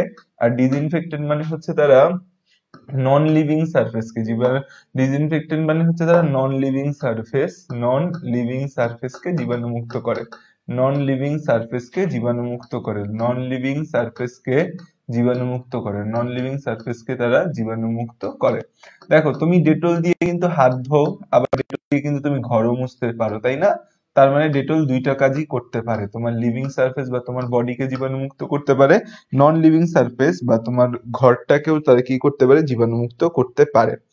ডেটলের মধ্যে অনেক কিছু থাকে, ডেটলের মূল উপাদান হচ্ছে ক্লোরোজাইলিন। পরীক্ষার মধ্যে এটাই আসে, ডেটলের মূল উপাদান কি? ডেটলের মূল উপাদান হচ্ছে ক্লোরোজাইলিন। ডেটলের মূল উপাদান কি? ডেটলের মূল উপাদান হচ্ছে যে আমাদের 4-chloro-3,5-ডাইমিথাইল ফেনল বা যেটাকে আমরা বলি ক্লোরোজাইলিন। কি ডেটলের মূল উপাদান হচ্ছে 4-chloro-3,5-ডাইমিথাইল, 4-chloro-3,5-ডাইমিথাইল, 4-chloro-3,5-ডাইমিথাইল, 4-chloro-3,5-ডাইমিথাইল ফেনল। ফেনল বা জিনিসটাকে আমরা কি বলি? ক্লোরোজাইলিন। ফেনল বা ক্লোরোজাইলিন, ফেনল বা ক্লোরোজাইলিন, ফেনল বা জিনিসটাকে আমরা বলি হচ্ছে ক্লোরোজাইলিন, ক্লোরোজাইলিন। ঠিক আছে, এটা হচ্ছে আমাদের ডেটলের মূল উপাদান, যে 4-chloro-3,5-ডাইমিথাইল ফেনল বা ক্লোরোজাইলিন। তো সংকেতটা দেখো, তুমি নাম থেকে কিন্তু সংকেতটা বের করতে পারো, এটা হচ্ছে একটা বেনজিন। এই বেনজিনের সাথে যদি একটা OH যুক্ত করে দাও তাহলে সেটা ফেনল হয়ে যাচ্ছে। এটা বলছে যে 3,5-ডাইমিথাইল, তাহলে 3 নম্বরে এবং 5 নম্বরে আমাদের হচ্ছে কি থাকবে? মিথাইল মূলক থাকবে, মিথাইল মূলক থাকবে, এবং হচ্ছে যে আমাদের এখানে একটা ক্লোরো মূলক থাকবে, হয়ে গেল 4-chloro-3,5-ডাইমিথাইল ক্লোরোজাইলিন। এটা থাকে। এছাড়া আইসোপ্রোপাইল অ্যালকোহল থাকে, পাইন তেল বা টারপিনল থাকে। এছাড়া আমাদের হচ্ছে, এটা তো মূল উপাদানের মধ্যে 1 নম্বরে এটাই মেইন। 2 নম্বরে থাকে হচ্ছে isopropyl alcohol, isopropyl alcohol, isopropyl alcohol, isopropyl alcohol, isopropyl alcohol থাকে। 2 নম্বরে থাকে হচ্ছে আইসোপ্রোপাইল অ্যালকোহল। তারপর থাকে হচ্ছে পাইন তেল, পাইন তেল বা কাস্টর অয়েল, পাইন তেল বা কাস্টর অয়েল, পাইন তেল, পাইন তেল বা কাস্টর অয়েল, পাইন তেল বা কাস্টর অয়েল, পাইন তেল বা কাস্টর অয়েল, পাইন তেল বা কাস্টর অয়েল, পাইন তেল বা কাস্টর অয়েল, পাইন তেল বা কাস্টর অয়েল থাকে। তারপর হচ্ছে যে পাইন তেল বা কাস্টর অয়েল থাকে। নেক্সট হচ্ছে যেটা থাকে সেটা হচ্ছে যে পাইন তেল বা টারপিনল, সরি পাইন তেল বা এটার আরেকটা নাম হচ্ছে টারপিনল, পাইন তেল বা টারপিনল, টারপিনল, টারপিনিয়ল, টারপিনিয়ল, টারপিনিয়ল। আর এছাড়া যেটা থাকে, আরেকটা উপাদান থাকে, সেটা হচ্ছে যে সাবান পানি ও সুগন্ধি থাকে, সাবান পানি ও সুগন্ধি, সাবান পানি ও সুগন্ধি, সাবান পানি ও সুগন্ধি, সাবান পানি ও সুগন্ধি, সাবান পানি ও সুগন্ধি। ঠিক আছে, তো এই হচ্ছে যে আমাদের মূল উপাদান, এই হচ্ছে আমাদের মূল উপাদানগুলা। তারাও একটু চা, এক চুমুক চা খায়।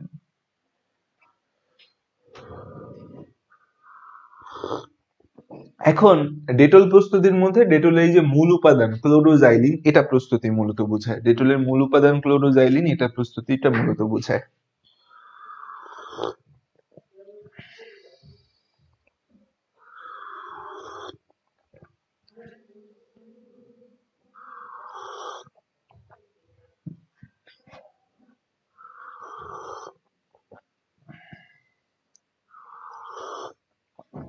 আচ্ছা, তো এটার প্রস্তুতিটা একটু 2-3 বার লিখে মনে রাখো, যে মাঝে মাঝে দেয় পরীক্ষার মধ্যে, খুব কম মানে তো মাঝে মাঝে দিতে পারে।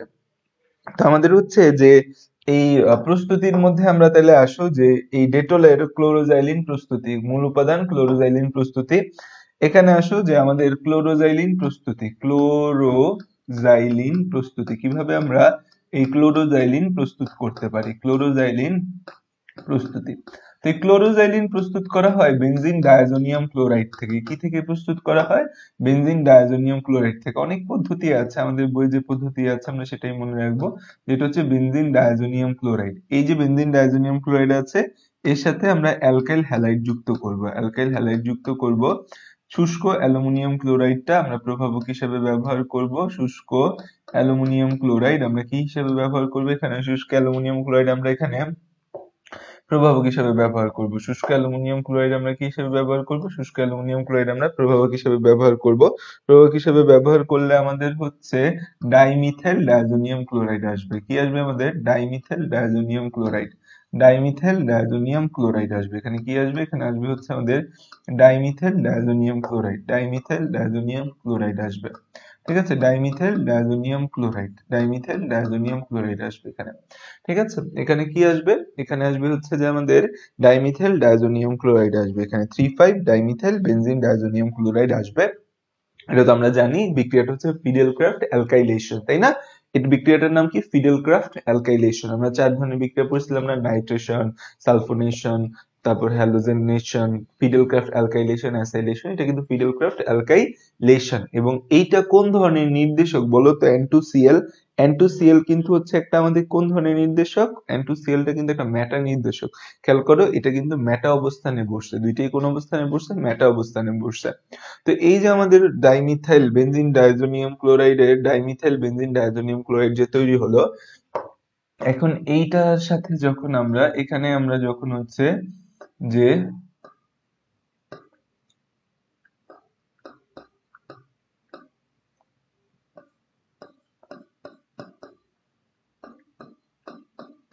ঠিক আছে, এটা হচ্ছে আমাদের ডাইমিথাইল বেনজিন ডায়াজোনিয়াম ক্লোরাইড। এটার সাথে হচ্ছে যে আমরা এখান থেকে আমাদের এখানে অ্যালকোহল লাগবে, কারণ কি টার্পিনল হচ্ছে একটা ফেনল, ক্লোরোজাইলিন কি একটা ফেনল। এখন এটাকে হচ্ছে যে আমরা কিভাবে ফেনলে কনভার্ট করতে পারি? এটাকে ফেনলে কনভার্ট করার জন্য হচ্ছে যে আমরা পানি এবং HCl যদি যুক্ত করি এর সাথে, পানি এবং HCl যদি যুক্ত করি এর সাথে, পানি এবং HCl এবং তাপমাত্রাটা রাখি হচ্ছে 40°C, 40°C তাপমাত্রা রাখি, তাহলে এখানে কি তৈরি হবে? আমাদের ডাইমিথাইল ফেনল তৈরি হবে। কি তৈরি হবে আমাদের? তৈরি হবে হচ্ছে আমাদের ডাইমিথাইল ফেনল। তৈরি হবে হচ্ছে আমাদের ডাইমিথাইল ফেনল। ডাইমিথাইল ফেনল তৈরি হবে। ঠিক আছে, ডাইমিথাইল ফেনল তৈরি হলো। তো আমরা হচ্ছে যে এই বেনজিন ডায়াজোনিয়াম ক্লোরাইডের সাথে হচ্ছে যে আমরা বেনজিন ডায়াজোনিয়াম ক্লোরাইডকে HCl দ্বারা আদ্র বিশ্লেষণ করি 40°C তাপমাত্রায়, ডাইমিথাইল ফেনল তৈরি হয়। তারপর এই ডাইমিথাইল ফেনলকে যদি আয়রন প্রভাবকের উপস্থিতিতে ক্লোরিনেশন করি, এই ডাইমিথাইল ফেনল যে আছে আমাদের, ডাইমিথাইল ফেনলকে যদি আয়রন প্রভাবকের উপস্থিতিতে, ডাইমিথাইল ফেনল যে আছে এই ডাইমিথাইল ফেনলকে যদি আয়রন প্রভাবকের উপস্থিতিতে, ডাইমিথাইল ফেনলকে যদি আয়রন প্রভাবকের উপস্থিতিতে আমরা ক্লোরিনেশন করি। ক্লোরিনেশন করব কি প্রভাবকের উপস্থিতিতে? আয়রন প্রভাবকের উপস্থিতিতে ক্লোরিনেশন করলে আমাদের এইটা তৈরি হয়।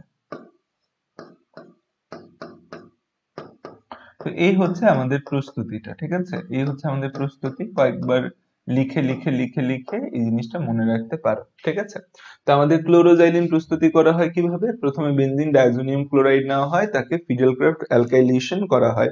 ফিডেলক্রাফট অ্যালকাইলেশন করার জন্য অ্যালকাইল হ্যালাইড লাগে এবং প্রভাবক হিসেবে শুষ্ক অ্যালুমিনিয়াম ক্লোরাইড ব্যবহার করা হয়। শুষ্ক অ্যালুমিনিয়াম ক্লোরাইড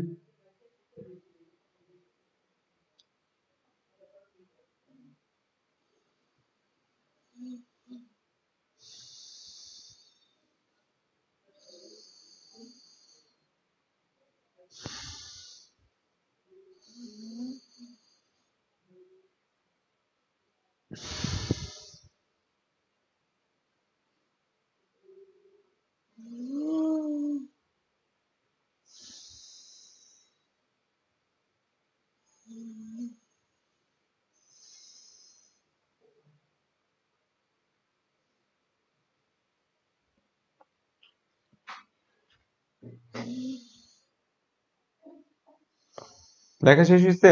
দেখো, তারপর এই আমাদের যে বেনজিন ডায়াজোনিয়াম ক্লোরাইড যেটা তৈরি হলো, এই বেনজিন ডায়াজোনিয়াম ক্লোরাইডকে আমরা কি করলাম? বেনজিন ডায়াজোনিয়াম ক্লোরাইড যে আমাদের তৈরি হলো, এই বেনজিন ডায়াজোনিয়াম ক্লোরাইড আমাদের ডাইমিথাইল বেনজিন ডায়াজোনিয়াম ক্লোরাইডকে আমরা HCl এর 40°C তাপমাত্রায় HCl এর মধ্যে আদ্র বিশ্লেষণ করলে সেখান থেকে ফেনল তৈরি হয়, ডাইমিথাইল ফেনল। সেই ডাইমিথাইল ফেনলকে আমরা যদি ক্লোরিনেশন করি আয়রন প্রভাবকের উপস্থিতিতে, তখন সেখান থেকে আমাদের ক্লোরোজাইলিন প্রস্তুত হয়।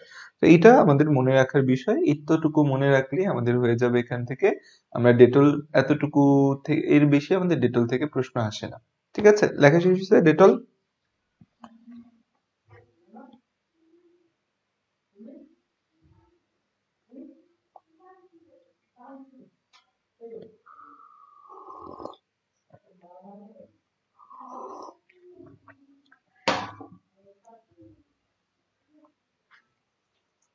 আচ্ছা, তারপর নেক্সট যেটা আসে সেটা হচ্ছে আমাদের প্যারাসিটামল। তারপর নেক্সট যেটা আসে সেটা কি আসে আমাদের প্যারাসিটামল। তো প্যারাসিটামল আমরা বাংলাদেশি মানুষ, প্যারাসিটামল বাংলাদেশি মানুষ ধরো ভাত চিনি না, মাছ চিনি না, মাংস চিনি না, কিছু চিনি আর না চিনি, প্যারাসিটামল চিনি। কারণ আমাদের কিছু থেকে কিছু হলে দোকানে গিয়ে বলি আমরা প্যারাসিটামল দেন, প্যারাসিটামল দেন, প্যারাসিটামল দেন, প্যারাসিটামল দেন। তো প্যারাসিটামলটা হচ্ছে আমাদের একই সাথে পেইন কিলার। প্যারাসিটামল হচ্ছে কি আমাদের pain killer and antipyretic, pain killer and antipyretic, pain killer এবং অ্যান্টিপাইরেটিক, পেইন কিলার এবং অ্যান্টিপাইরেটিক, পেইন কিলার এবং কি প্যারাসিটামল অ্যান্টিপাইরেটিক। পেইন কিলার মানে হচ্ছে প্যারাসিটামল হচ্ছে আমাদের ব্যথা নাশক, পেইন কিলার মানে হচ্ছে প্যারাসিটামল হচ্ছে আমাদের ব্যথা নাশক, পেইন কিলার মানে হচ্ছে প্যারাসিটামল হচ্ছে আমাদের ব্যথা নাশক, পেইন কিলার মানে হচ্ছে প্যারাসিটামলটা আমাদের কি ব্যথা নাশক, ব্যথা নাশক, পেইন কিলার মানে প্যারাসিটামল হচ্ছে ব্যথা নাশক।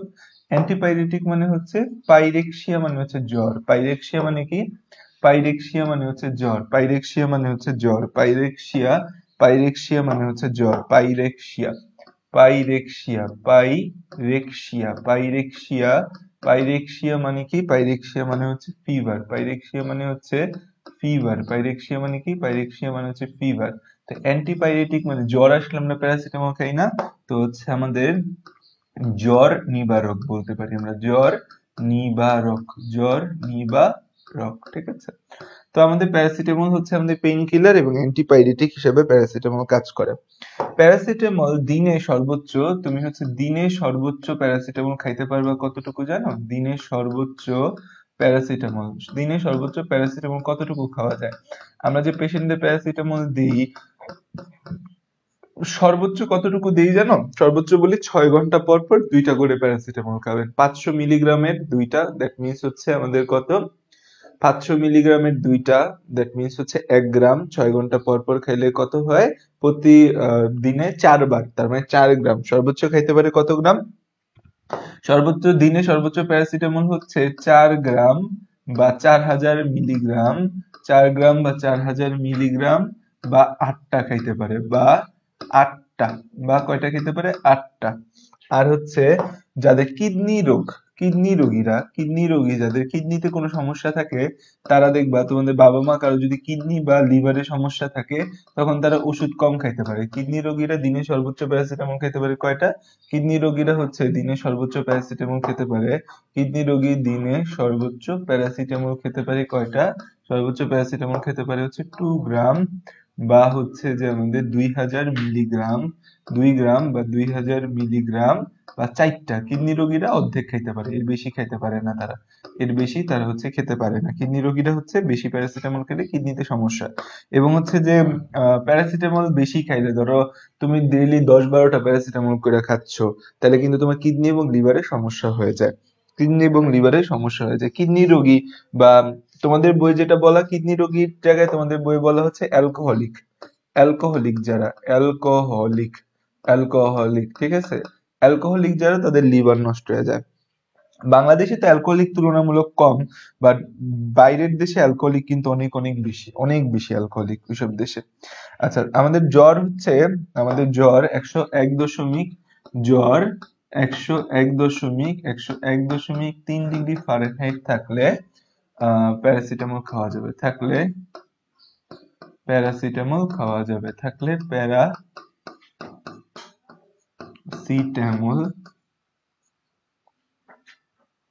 খাওয়া যাবে।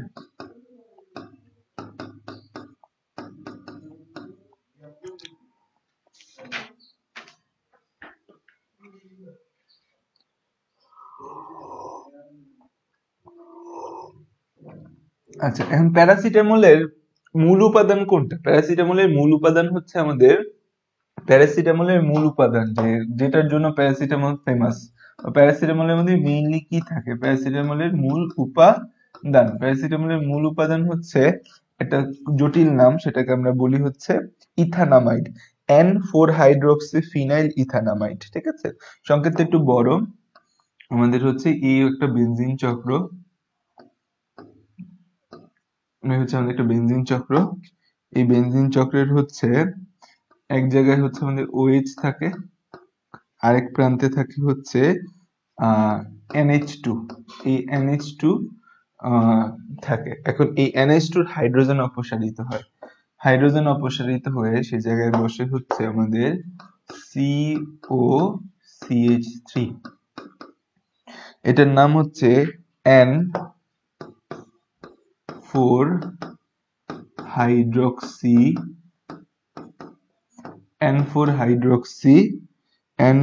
হাইড্রোক্সি ফিনাইল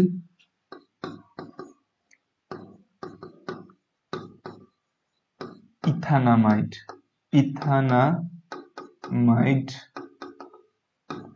বা জিনিসটাকে আমরা বলতে পারি প্যারাসিটামল।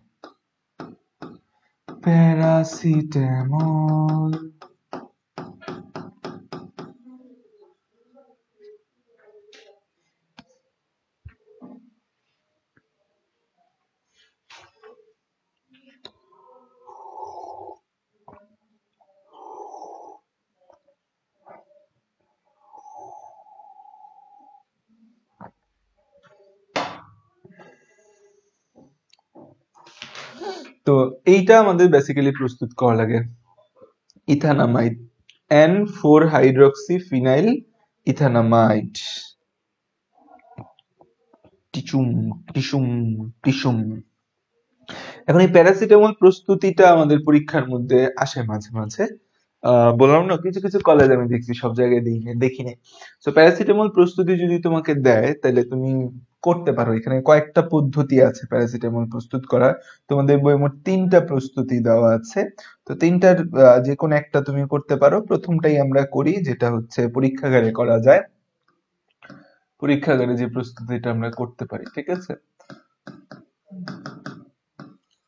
আচ্ছা, তোমরা যদি ভবিষ্যতে কেউ ধরো মেডিকেল সায়েন্স নিয়ে পড়ার তো আগ্রহ ইচ্ছা সবারই আছে, বাট সবসময় তো দেখা যায় যে ভাগ্য সহায় হয় না। তো তখন দেখা যায় হচ্ছে যে মানুষ ফার্মাসি নিয়ে পড়ে, ফার্মাসি সাবজেক্টটাও খুব ভালো। তো ফার্মাসি সাবজেক্টটাও খুব ভালো ফার্মাসি সাবজেক্টটা। তো এই ফার্মাসি সাবজেক্ট যেটা আছে সেই ফার্মাসি সাবজেক্টটাও অনেক ভালো। তো ফার্মাসি সাবজেক্টে গেলে তখন তোমরা এইসব প্রস্তুতি শিখবা। তো এই প্রস্তুতির মধ্যে আমাদের হচ্ছে কি কি পাই আমরা প্যারাসিটামল প্রস্তুতির জন্য? দেখো, প্যারাসিটামলের মধ্যে কিন্তু একটা ফেনল গ্রুপ আছে, তাই না? তাহলে হচ্ছে যে আমরা প্যারাসিটামলের মধ্যে কি আছে, একটা ফেনল গ্রুপ আছে। প্যারাসিটামলের মধ্যে কি আছে, একটা ফেনল গ্রুপ আছে। তাহলে খেয়াল করো, তাহলে আমাদের হচ্ছে যে এই ফেনল, এটা কি আমাদের একটা ফেনল। এই যে ফেনল আছে, এই ফেনলের সাথে আমাদের সোডিয়াম নাইট্রেট, ফেনলের সাথে আমাদের কি যুক্ত হয়, ফেনলের সাথে যুক্ত হয় সোডিয়াম নাইট্রেট। ফেনলের সাথে যুক্ত হয় সোডিয়াম নাইট্রেট আর লঘু সালফিউরিক অ্যাসিড যদি আমরা যুক্ত করি, ফেনলের সাথে সোডিয়াম নাইট্রেট এবং লঘু সালফিউরিক অ্যাসিড যুক্ত করলে কি হবে আমাদের, আমরা হচ্ছে ফেনলের নাইট্রেশন করতে পারি। এই জায়গায় এখানে কি হবে, ফেনলের নাইট্রেশন হবে আমাদের। এখানে আমাদের ফেনলের নাইট্রেশন হবে, তাই না? নাইট্রেশন করার জন্য আমরা কি করি, নাইট্রিক অ্যাসিড এবং সালফিউরিক অ্যাসিড যুক্ত করি না? নাইট্রেশন করলে কি হবে আমাদের এখানে, ফেনল হচ্ছে একটা অর্থ প্যারা নির্দেশক। তো অর্থ নাইট্রোফেনল আর প্যারা নাইট্রোফেনল তৈরি হবে, অর্থ নাইট্রোফেনল আর প্যারা নাইট্রোফেনল তৈরি হবে, অর্থ নাইট্রোফেনল আর প্যারা নাইট্রোফেনল তৈরি হবে, অর্থ নাইট্রোফেনল আর প্যারা নাইট্রোফেনল। এই যে প্যারা নাইট্রোফেনল আছে, আমরা এই প্যারা নাইট্রোফেনলটা নিয়ে কাজ করব। প্যারা নাইট্রোফেনল যে আমাদের রয়েছে, প্যারা নাইট্রোফেনলটা নিয়ে আমরা কাজ করব। তো প্যারা নাইট্রোফেনল নিয়ে কাজ করলে প্যারা নাইট্রোফেনলের এক পাশে OH, এক পাশে NO2।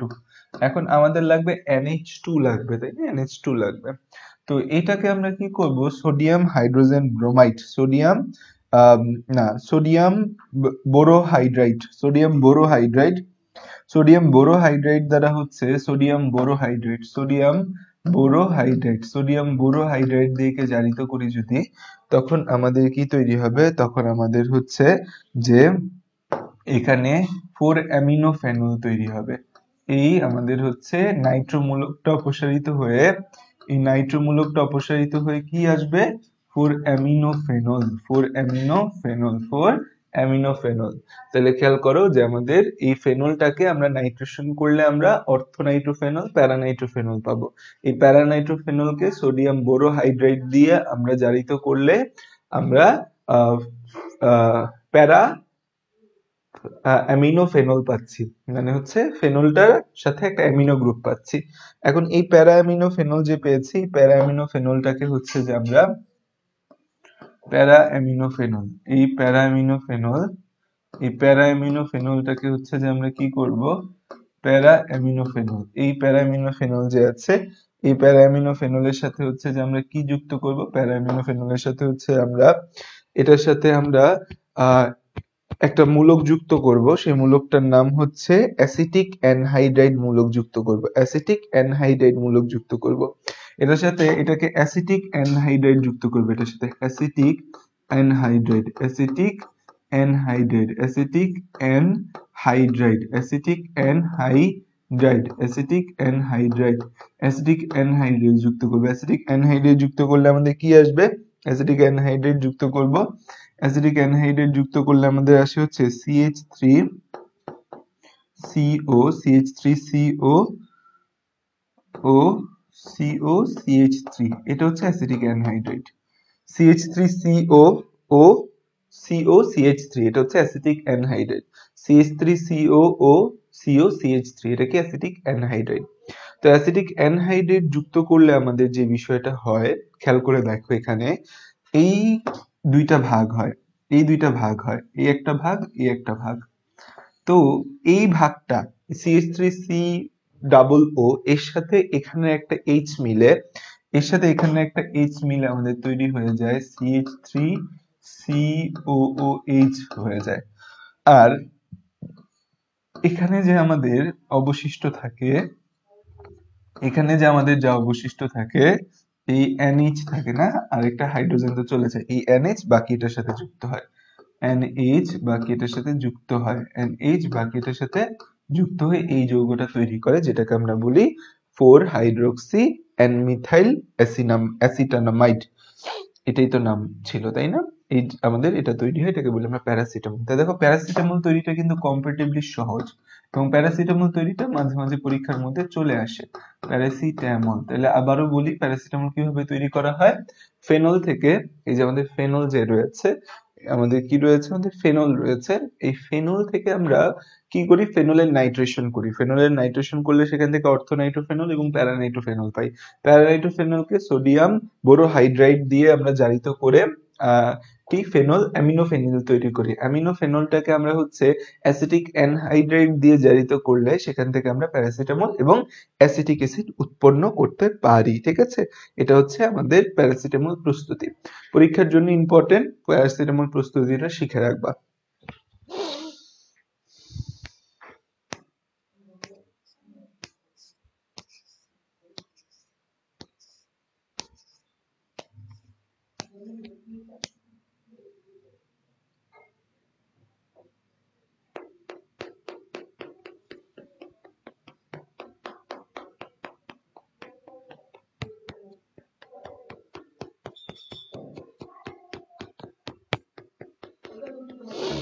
আচ্ছা, লেখা হয়েছে এতটুকু।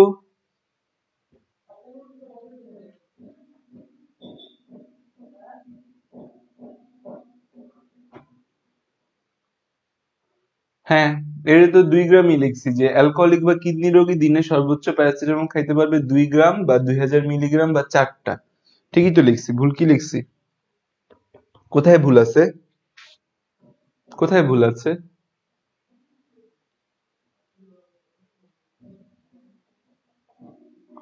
আচ্ছা, নাইট্রেশন কি ভাইয়া নাইট্রিক অ্যাসিড দিয়ে হবে না, সোডিয়াম নাইট্রেট না দিয়ে? আচ্ছা হ্যাঁ, নাইট্রেশনের জন্য আমরা নাইট্রিক অ্যাসিডটা বেসিক্যালি ব্যবহার করি, সোডিয়াম নাইট্রেটের জায়গায় আমরা নাইট্রিক অ্যাসিড ব্যবহার করি, বাট আমরা প্রয়োজন অনুযায়ী হচ্ছে আমরা সোডিয়াম নাইট্রেট দিয়েও নাইট্রেশন করতে পারি। আমরা যদি নাইট্রিক অ্যাসিড ব্যবহার করতাম তাহলে কিন্তু আমরা গাঢ় সালফিউরিক অ্যাসিড ব্যবহার করতাম। খেয়াল করে দেখো এখানে লঘু সালফিউরিক অ্যাসিড ব্যবহার করছি, কারণ এটা normal nitration. So normal nitration করার জন্য লঘু সালফিউরিক অ্যাসিড ব্যবহার করলেও হয়, কিন্তু যখন আমরা নাইট্রিক অ্যাসিড ব্যবহার করব তখন গাঢ় সালফিউরিক অ্যাসিড ব্যবহার করতে, এখানে যেহেতু সোডিয়াম নাইট্রেট ব্যবহার করেছি এই জন্য লঘু সালফিউরিক অ্যাসিড ব্যবহার হয়েছে এখানে। ঠিক আছে, নাইট্রেশন সোডিয়াম নাইট্রেট দিয়েও করা যায়।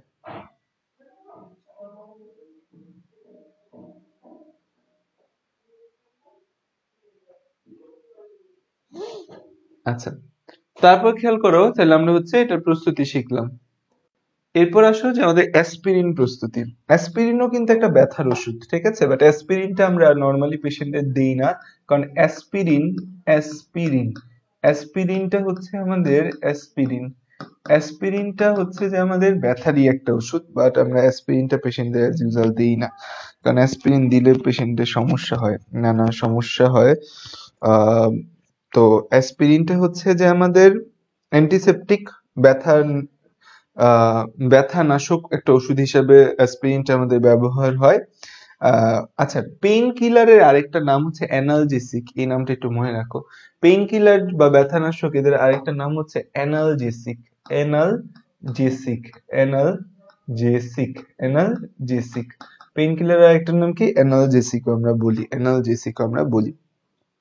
অ্যাসপিরিন যে ওষুধটা আছে, এই অ্যাসপিরিন ওষুধটা হচ্ছে যে আমরা মোটামুটি ব্যবহার করি, এটাও হচ্ছে যে আমাদের অ্যান্টিপাইরেটিক অ্যাক্টিভিটি আছে, এটা অ্যান্টিপাইরেটিক এজেন্টেরা। একই সাথে অ্যাসপিরিনের একটা বড় ভূমিকা হচ্ছে যে অ্যাসপিরিন রক্ত তঞ্চন হইতে বাধা দেয়। এই অ্যাসপিরিন কি করে? আমাদের দেহে রক্ত তঞ্চন হইতে বাধা দেয়। যে দেখবা তোমাদের বাবা মারা কেউ হয়তো ইকোস্পিরিন নামে একটা ওষুধ খেতে পারে, ইকোস্পিরিন এর কেমিক্যাল ফর্মুলার মধ্যে দেখবে অ্যাসপিরিন আছে, যেটা আমাদের রক্ত জমাট বাঁধতে বাধা দেয়। অ্যাসপিরিন অ্যান্টিপাইরেটিক, আর একটা ভূমিকা আমি লিখলাম না, জাস্ট মনে রাখো, রক্ত জমাট বাঁধতে বাধা দেয়। তো আমাদের এই অ্যাসপিরিন তৈরি করা হয় হচ্ছে আমাদের কিভাবে? সোডিয়াম ফিনক্সাইড থেকে। সোডিয়াম ফিনক্সাইড, ঠিক আছে। এই যে সোডিয়াম ফিনক্সাইড, এই সোডিয়াম ফিনক্সাইডের সাথে যদি আমরা কার্বন ডাই অক্সাইড যুক্ত করি, সোডিয়াম ফিনক্সাইডের সাথে কার্বন ডাই অক্সাইড যদি যুক্ত করি, সোডিয়াম ফিনক্সাইডের সাথে কি যুক্ত করলাম? Carbon die oxide. সোডিয়াম ফিনক্সাইডের সাথে আমরা যুক্ত করব কার্বন ডাই অক্সাইড। সোডিয়াম ফিনক্সাইডের সাথে যুক্ত করব কি? Carbon die oxide. Carbon die oxide যুক্ত করব হচ্ছে আমাদের 130 ডিগ্রি সেলসিয়াস টেম্পারেচারে, আমাদের হচ্ছে 5 থেকে 7 অ্যাটমসফিয়ার, 5 থেকে 7 অ্যাটমসফিয়ারে, 5 থেকে 7 অ্যাটমসফিয়ার চাপে আমরা এটা যুক্ত করলে আমাদের এখান থেকে আমাদের সোডিয়াম স্যালিসাইলেট তৈরি হবে। আমাদের কি তৈরি হবে? সোডিয়াম স্যালিসাইলেট তৈরি হবে। সোডিয়াম স্যালিসাইলেট তৈরি হবে। এই সোডিয়াম স্যালিসাইলেট যে আছে, সোডিয়াম স্যালিসাইলেটটার সাথে যদি আমরা লঘু HCl যুক্ত করি, সোডিয়াম স্যালিসাইলেটের সাথে যদি আমরা লঘু HCl যুক্ত করি, তখন সেখান থেকে আমাদের কি তৈরি হবে? তখন সেখান থেকে তৈরি হবে আমাদের স্যালিসাইলিক অ্যাসিড। সেখান থেকে তৈরি হবে আমাদের স্যালিসাইলিক অ্যাসিড তৈরি হবে। তখন সেখান থেকে আমাদের কি তৈরি হবে? তখন সেখান থেকে তৈরি হবে স্যালিসাইলিক অ্যাসিড। তখন সেখান থেকে আমাদের তৈরি হবে হচ্ছে স্যালিসাইলিক অ্যাসিড তৈরি হবে। স্যালিসাইলিক অ্যাসিড, লঘু HCl যুক্ত করলে সেখান থেকে আমাদের কি তৈরি হবে? স্যালিসাইলিক অ্যাসিড তৈরি হবে। এই যে স্যালিসাইলিক অ্যাসিড তৈরি হচ্ছে, স্যালিসাইলিক অ্যাসিডটাই হচ্ছে আমাদের একটা প্রাইমারি কম্পোনেন্ট, যেটা থেকে আমরা বিভিন্ন জিনিস পাই, স্যালিসাইলিক অ্যাসিড। এই যে প্রসিডিউরটা আমরা স্যালিসাইলিক অ্যাসিড তৈরি করলাম না, স্যালিসাইলিক অ্যাসিড, এটাকে বলা হয় স্যালিসাইলিক অ্যাসিড, মানে স্যালিসাইলিক অ্যাসিড। এই যে স্যালিসাইলিক অ্যাসিড তৈরির এই পদ্ধতিটাকে বলা হয় কোব স্মিথ বিক্রিয়া। এই যে স্যালিসাইলিক অ্যাসিড, এই ফেনল থেকে স্যালিসাইলিক অ্যাসিড, আমাদের এই প্রসিডিউরটাকে বলা হয় কোব স্মিথ রিঅ্যাকশন। এই প্রসিডিউরটাকে, এই স্যালিসাইলিক অ্যাসিড তৈরির এই প্রসিডিউরটাকে বলা হয় হচ্ছে আমাদের কোব স্মিথ বিক্রিয়া। কোব স্মিথ বিক্রিয়া কি বলা হয়? কোব স্মিথ বিক্রিয়া, কোব স্মিথ বিক্রিয়া। আচ্ছা, এই যে স্যালিসাইলিক অ্যাসিড আছে, এই স্যালিসাইলিক অ্যাসিডটার সাথে যদি আমরা অ্যাসিটিক অ্যানহাইড্রাইড যুক্ত করি, এই যে স্যালিসাইলিক অ্যাসিড, এই স্যালিসাইলিক অ্যাসিডের সাথে যদি আমরা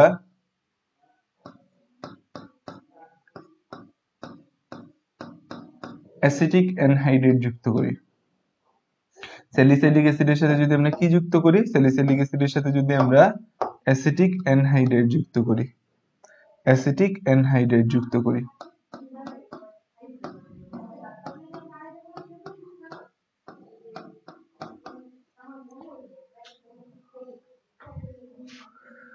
তখন আমাদের কি হবে?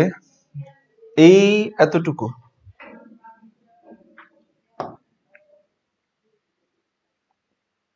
এই এতটুকু এর আগের বারের মতো যে কোনো এক জায়গা থেকে হাইড্রোজেন খুঁজবে, এই জায়গা থেকে হাইড্রোজেন নিবে, হাইড্রোজেন নিয়ে কনভার্ট হয়ে যাবে আমাদের হচ্ছে CH3 COOH এ কনভার্ট হয়ে যাবে। আর এই COOH এ কনভার্ট হয়ে গেল, আর হচ্ছে এইখানে কি বসলো। আচ্ছা, পলিমারের অংশটাকে আমি তোমাদের পড়াইছিলাম বা কোনো রেকর্ডেড ক্লাস দিছিলাম? পলিমারের অংশটা আমার কেন জানি মনে হচ্ছে আমি কোনো রেকর্ডেড ক্লাস পলিমারের অংশটা থেকে তোমাদের দেখতে দিছিলাম। আমি মাঝে মাঝে করি এমন ব্যাচগুলোতে, পলিমারের অংশটা রেকর্ডেড দেখতে দিই। তোমাদের কি দিয়েছিলাম পলিমারের অংশটা রেকর্ডেড দেখতে? তো এইটা হচ্ছে আমাদের অ্যাসপিরিন, এটা হচ্ছে অ্যাসপিরিন। তো পরীক্ষার মধ্যে একটা প্রশ্ন আসে যে এমসিকিউতে, এই অ্যাসপিরিন কার থেকে তৈরি করা হয়? অ্যাসপিরিন কার থেকে তৈরি করা হয়? অ্যাসপিরিন তৈরি করা হয় স্যালিসাইলিক অ্যাসিড থেকে অ্যাসপিরিন পাওয়া যায়। তো এটা হচ্ছে অ্যাসপিরিনের প্রস্তুতি। প্যারাসিটামল প্রস্তুতিটা সবচেয়ে ইম্পর্টেন্ট পরীক্ষার জন্য। তো পরীক্ষার জন্য প্যারাসিটামল প্রস্তুতিটা ভালো করে শিখবো, অন্য কোনো কিছু শিখো আর না শিখো, প্যারাসিটামল প্রস্তুতিটা ভালো করে শিখবা।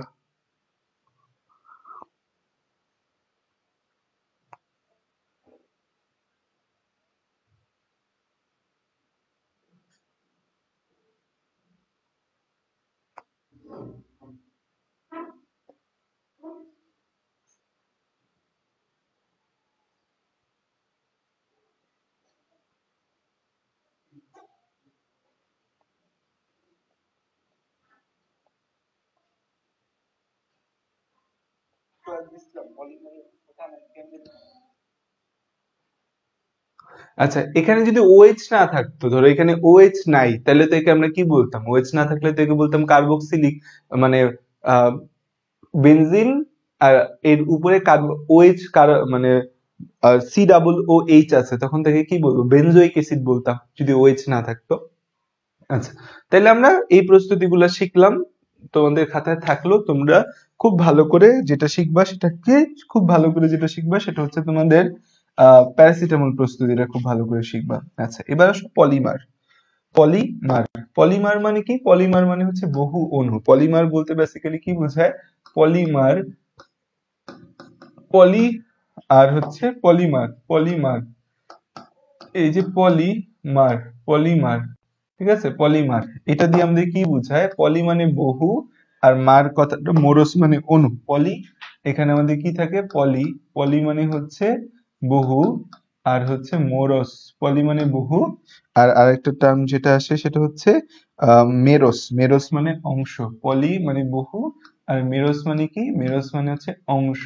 বহু অংশ নিয়ে যেটা গঠিত সেটাকে বলি আমরা কি? পলিমার বলি, ঠিক আছে? অনেকগুলো অংশ নিয়ে গঠিত পলিমার। এখন এই পলিমার হচ্ছে যে আমাদের পলিমার হচ্ছে যে আমাদের তিন প্রকার। পলিমার হচ্ছে আমাদের তিন প্রকার।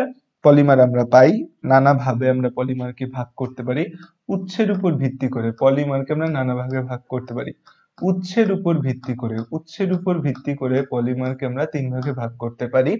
কি কি ভাগে ভাগ করতে পারি? একটা হচ্ছে প্রাকৃতিক পলিমার, একটা হচ্ছে প্রাকৃতিক পলিমার। উৎসের উপর ভিত্তি করে পলিমারকে আমরা তিন ভাগে ভাগ করতে পারি। এটাকে বলতে পারি আমরা প্রাকৃতিক পলিমার।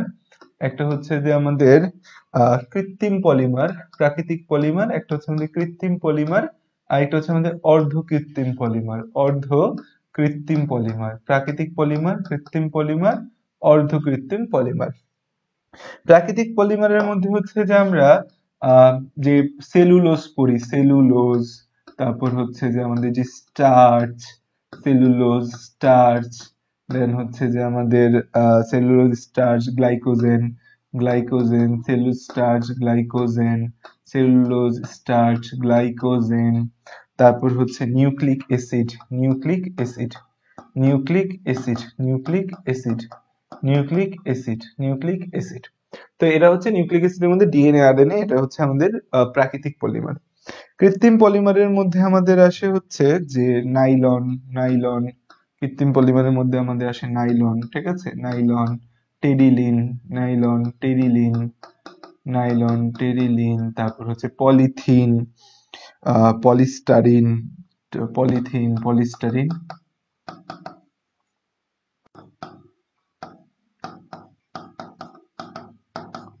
টেফলন। তো এরা হচ্ছে আমাদের কি? কৃত্রিম পলিমার। আর অর্ধকৃত্রিম পলিমারের মধ্যে হচ্ছে এই প্রাকৃতিক পলিমারের সাথে কিছু নাম যুক্ত করে দাও, তাইলে হচ্ছে সেগুলো হবে অর্ধকৃত্রিম পলিমার। যেমন সেলুলোজের সাথে একটা জিনিস যুক্ত হয় সেলুলোজ নাইট্রেট। সেলুলোজ নাইট্রেট কিন্তু বোম তৈরিতে ব্যবহার হয়, তাই না? বোমা তৈরিতে ব্যবহার হয় সেলুলোজ নাইট্রেট। তারপর আসা যাক cellulose acetate, cellulose nitrate, cellulose acetate, cellulose nitrate, cellulose nitrate, cellulose acetate, cellulose nitrate, cellulose acetate, cellulose nitrate, cellulose acetate. তারপর হচ্ছে হ্যালোজেনেটেড রাবার, মানে প্রাকৃতিকের মধ্যে কিন্তু রাবারও একটা হচ্ছে যে আমাদের পলিমার।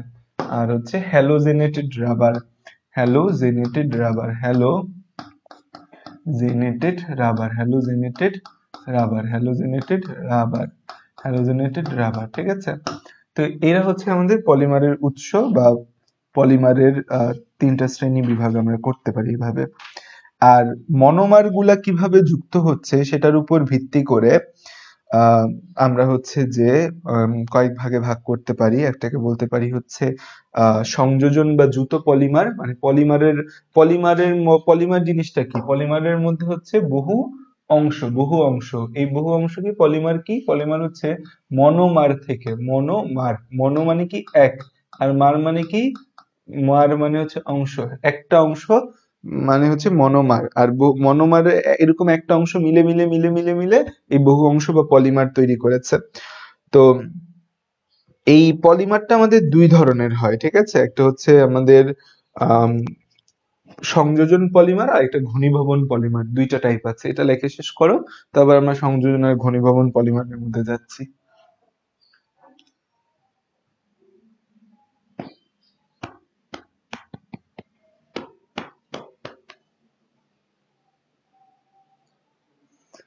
আচ্ছা, পলিমারের আরেকটা যে শ্রেণীবিভাগ সেটা হচ্ছে পলিমারের আরেকটা শ্রেণীবিভাগ হচ্ছে পলিমারের আরেকটা শ্রেণীবিভাগ হচ্ছে কার্যকারী মূলকের উপর ভিত্তি করে। এটা হচ্ছে কার্যকারী মূলকের ভিত্তিতে, কার্যকারী মূলকের ভিত্তিতে আমরা একে ভাগ করতে পারি হচ্ছে সংযোজন বা যুত পলিমার। দুইটা ভাগে ভাগ করতে পারি, একটাকে বলতে পারি হচ্ছে আমরা সংযোজন বা যুত পলিমার,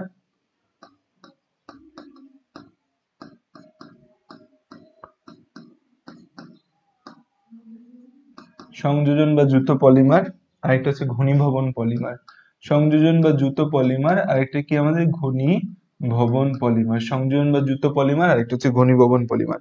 সংযোজন বা যুত পলিমার, আরেকটা হচ্ছে ঘনীভবন পলিমার। সংযোজন বা যুত পলিমার, আরেকটা হচ্ছে ঘনীভবন পলিমার। সংযোজন বা যুত পলিমারে কি হয় আমাদের? একই কার্যকারী মূলক বিশিষ্ট অসংখ্য অণু, একই কার্যকারী মূলক বিশিষ্ট অসংখ্য অণু পরস্পর যুক্ত হয়ে আমাদের যে যৌগ গঠন করে। একই কার্যকারী মূলক সমৃদ্ধ, একই কার্যকারী মূলক সমৃদ্ধ, একই কার্যকারী মূলক সমৃদ্ধ, একই কার্যকারী মূলক সমৃদ্ধ, একই কার্যকারী মূলক সমৃদ্ধ অসংখ্য অণু, একই কার্যকারী মূলক সমৃদ্ধ অসংখ্য অণু, একই কার্যকারী মূলক সমৃদ্ধ অসংখ্য অণু যুক্ত হয়ে, একই কার্যকারী মূলক সমৃদ্ধ অসংখ্য অণু যুক্ত হয়ে আমাদের কি করে? একই কার্যকারী মূলক সমৃদ্ধ অসংখ্য অণু যুক্ত হয়ে যে পলিমার গঠন করে, যে পলিমার গঠন করে, যে পলিমার গঠন করে, যে পলিমার গঠন করে তাকে আমরা কি বলি? সংযোজন বা যুত পলিমার।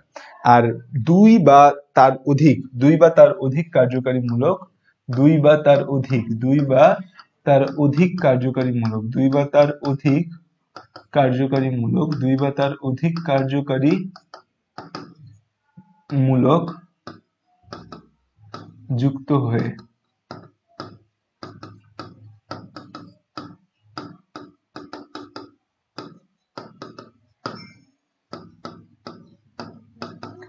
পলিমার গঠন করে।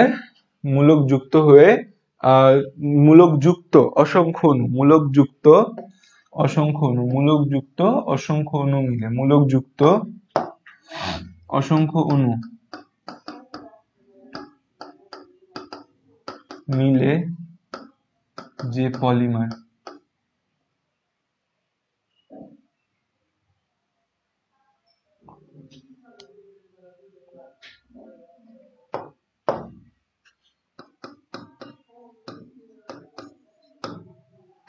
তাকে ঘনীভবন পলিমার বলি। ঠিক আছে, তো সংযোজন পলিমার, ঘনীভবন পলিমার দুইটা ইম্পর্টেন্ট কথা আমাদের রয়েছে।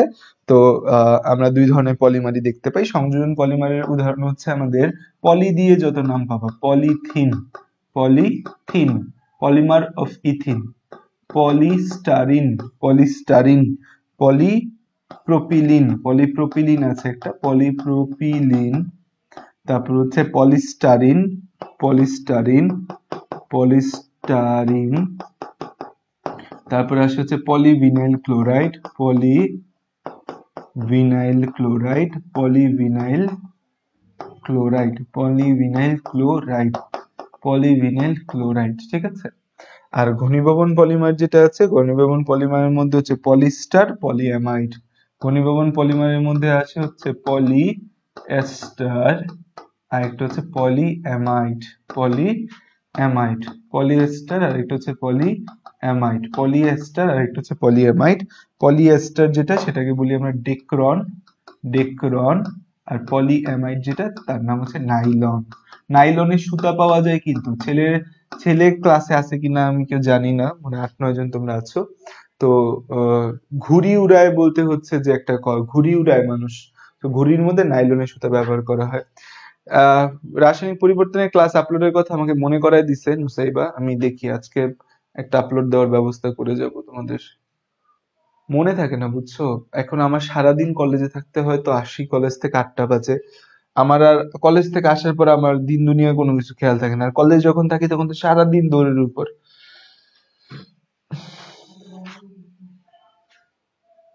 লেখা শেষ করো।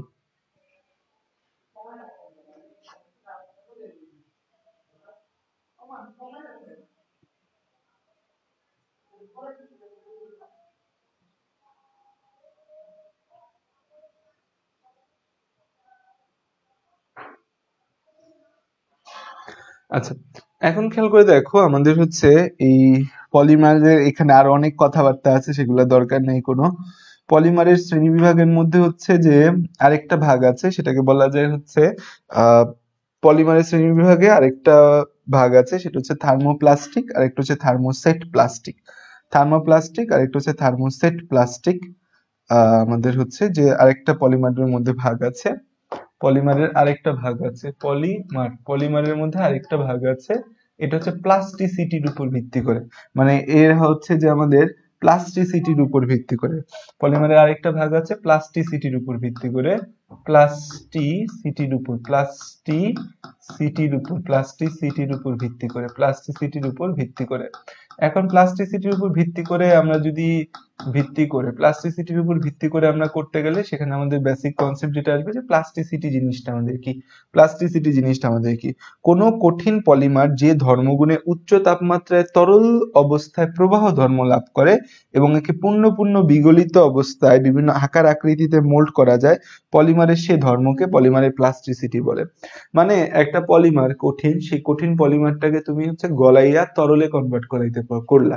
এখন তরলে কনভার্ট করার পর এমন হবে না সেটা আঠার মতো এক জায়গায় লেগে থাকবে না, সেই তরলটা একটা প্রবাহ ধর্ম থাকবে, যে তরলটা প্রবাহী হইতে পারবে, মানে পানি কি একটা প্রবাহী, সেই তরলটাও একটা প্রবাহী হবে, এবং এই তরলটাকে ঠান্ডা করে বিভিন্ন আকৃতি দেওয়া যাবে, এটাকেই বলা হয় প্লাস্টিসিটি বলা হয়। যে কোনো কঠিন পলিমার, কোনো কঠিন পলিমার, কোনো একটা কঠিন পলিমার, কোনো কঠিন পলিমার, কোনো কঠিন পলিমার যে ধর্মগুণে, কোনো একটা কঠিন পলিমার যে ধর্মগুণে, একটা কঠিন পলিমারটাকে আমরা যে ধর্মগুণে, এই কঠিন পলিমারটাকে আমরা কি করতে পারলাম, কঠিন পলিমার যে ধর্মগুণে উচ্চ তাপমাত্রায় তরল অবস্থায় প্রবাহ ধর্মগুণে উচ্চ তাপমাত্রায়, উচ্চ তাপমাত্রায়, উচ্চ তাপমাত্রায়, উচ্চ তাপমাত্রায়, উচ্চ তাপমাত্রায় কি হয়, উচ্চ তাপমাত্রায় তরল অবস্থায় প্রবাহ ধর্ম লাভ করে, উচ্চ তাপমাত্রায় তরল অবস্থায়, তরল অবস্থায় প্রবাহ ধর্ম লাভ করে, তরল অবস্থায় প্রবাহ ধর্ম লাভ করে, তরল অবস্থায় প্রবাহ ধর্ম লাভ করে, তরল অবস্থায় প্রবাহ ধর্ম লাভ করে, তরল অবস্থায় প্রবাহ ধর্ম লাভ করে, তরল অবস্থায় কি করে, তরল অবস্থায় প্রবাহ ধর্ম লাভ করে এবং একে পূর্ণ বিগলিত অবস্থায় এবং করে, এবং একে এবং একে এবং একে পূর্ণ পূর্ণ বিগলিত অবস্থায় একে বিভিন্ন ভাবে আমরা পূর্ণ পূর্ণ বিগলিত অবস্থায় বিভিন্ন আকার ও আকৃতিতে মোল্ড করা যায়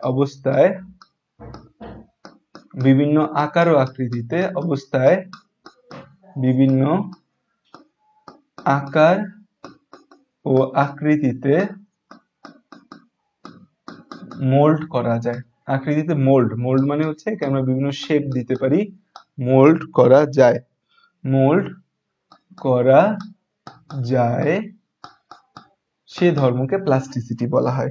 পলিমারের সে ধর্মকে প্লাস্টিসিটি বলে। পলিমারের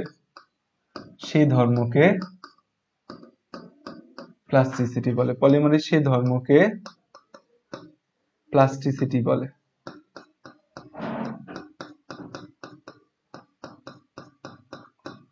আচ্ছা, তাহলে খেয়াল করো, কোন কঠিন পলিমার যে ধর্মগুলো উচ্চ তাপমাত্রায়, একটা কঠিন পলিমার এর একটা স্পেশাল ধর্ম, সেটা হচ্ছে উচ্চ তাপমাত্রায় সেটা তরল অবস্থায় প্রবাহী ধর্ম, মানে তরলটা খুব পাতলা তরল হয়, খুব আঠালো তরল হয় না, প্রবাহ ধর্ম লাভ করে। এবং একে আমরা যতবার বিগলিত করে চাইলে একে নানা আকার আকৃতিতে আমরা পরিবর্তন করতে পারবো। পলিমারের এই ধর্মকে পলিমারের প্লাস্টিসিটি বলা হয়। তো এই প্লাস্টিসিটির উপর ভিত্তি করে পলিমারকে আমরা দুইটা ভাগে ভাগ করতে পারি। একটাকে বলা হয় এটাকে বলি হচ্ছে আমরা থার্মোপ্লাস্টিক। একটাকে বলি আমরা থার্মোপ্লাস্টিক। থার্মোপ্লাস্টিকের মধ্যে হচ্ছে পলিমারের ক্রস লিঙ্ক কম থাকে, মানে পলিমার গুলোর মধ্যে বন্ধন তুলনামূলক কম থাকে, সহজ ভাষায় ক্রস লিঙ্ক কম থাকে, এবং হচ্ছে এরা প্রবাহী ধর্ম লাভ করে। এরা হচ্ছে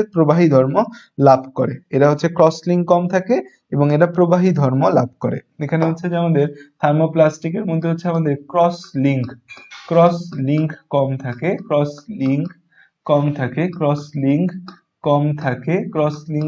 থাকে এবং হচ্ছে এটা আমাদের উচ্চ তাপমাত্রায় প্রবাহী ধর্ম লাভ করে। উচ্চ তাপমাত্রায় এরা কেমন হয়? উচ্চ তাপমাত্রায় এরা হচ্ছে প্রবাহী ধর্ম লাভ করে। উচ্চ তাপমাত্রায় কি হয়? প্রবাহী ধর্ম লাভ করে। উচ্চ তাপমাত্রায় এরা প্রবাহী ধর্ম লাভ করে। আর হচ্ছে আরেকটা যেটা, সেটা হচ্ছে থার্মোসেট প্লাস্টিক। থার্মোপ্লাস্টিক আর একটা হচ্ছে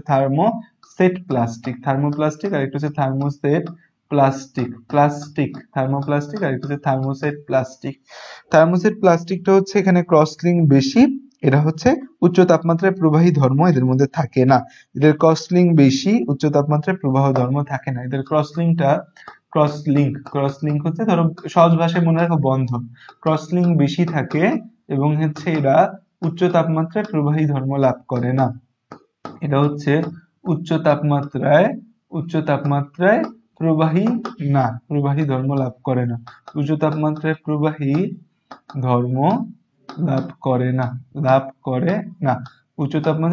ধর্ম লাভ করে না। থার্মোপ্লাস্টিকের উদাহরণ হচ্ছে যে আমাদের পলিথিন, পলিস্টারিন, পলিস্টারিন, এটা হচ্ছে থার্মোপ্লাস্টিকের উদাহরণ। মনে রাখো, থার্মোপ্লাস্টিক হচ্ছে পলিথিন,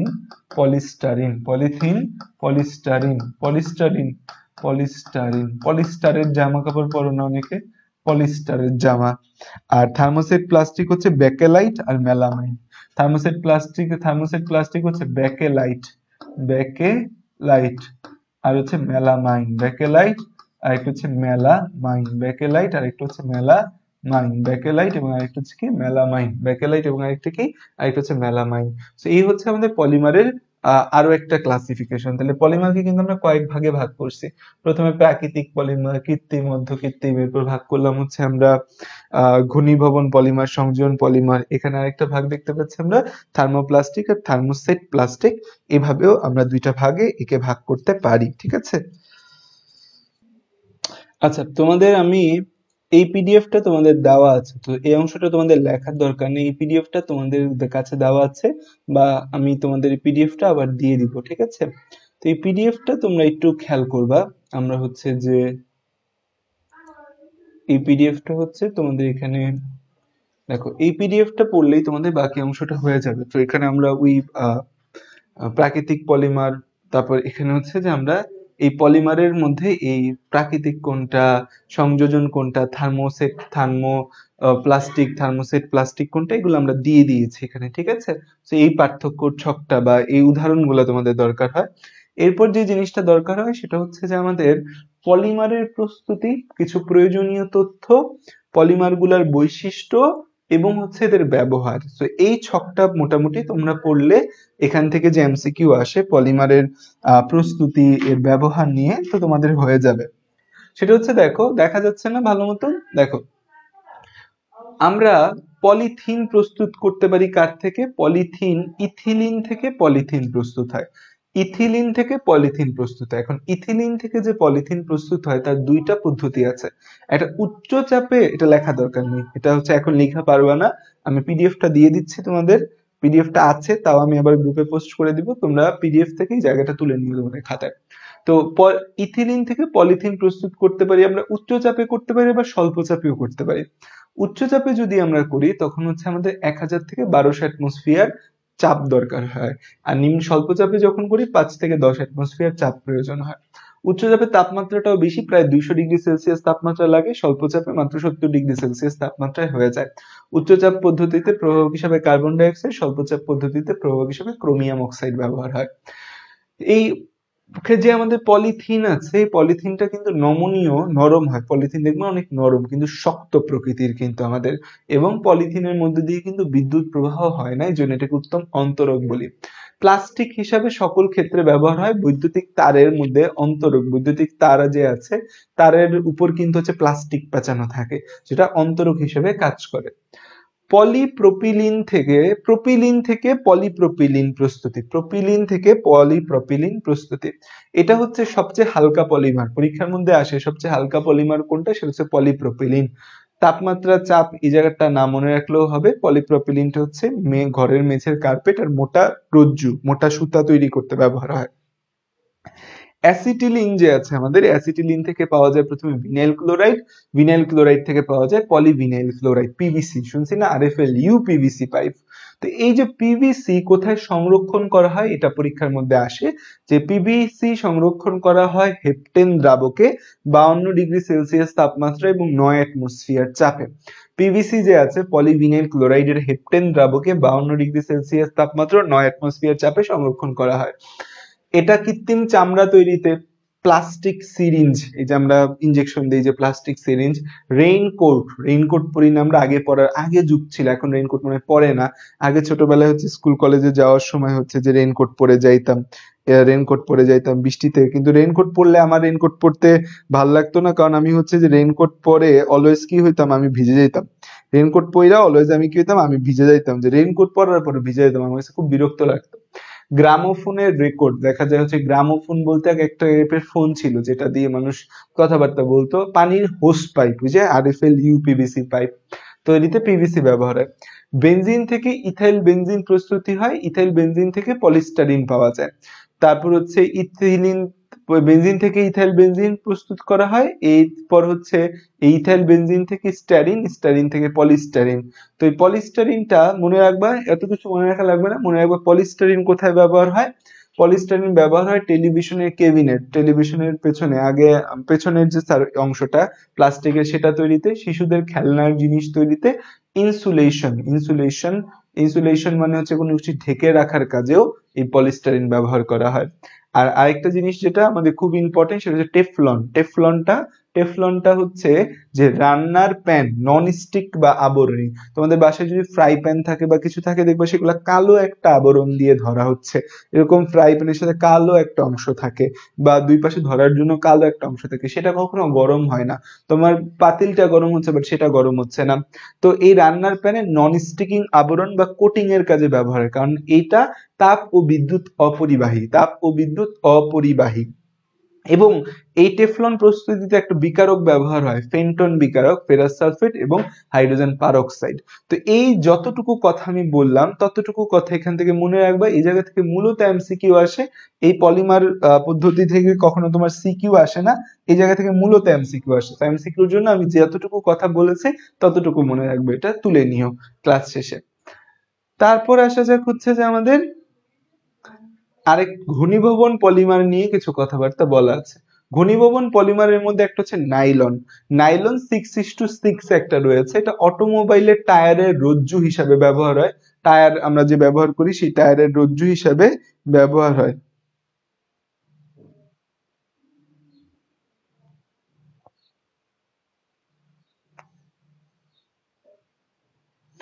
টায়ার তৈরি হতো রাবার থেকে, কিন্তু রাবারটার সাইজ গোল করতে সেখানে কিছু সুতা টুতা দরকার হয়, সেখানে নাইলন ব্যবহার করা হয়। মোটা কম্বল, দাঁতের ব্রাশ, আমরা দাঁত মাজি না, দাঁতের ব্রাশ, কাপড় ও মাঝে ধরার বড়শি বা জাল এবং এগুলাতে আমাদের ব্যবহার হয়। অকুঞ্চিত নাইলন সুতা, ইলাস্টিক গেঞ্জি, আমরা হচ্ছে মোজা দেখবা, তোমরা তো স্কুল কলেজে যাওয়ার সময় অবশ্যই মোজা পরে যাও, ছেলে মেয়ে সবাই মনে হয় ইনভেরিয়েবলি।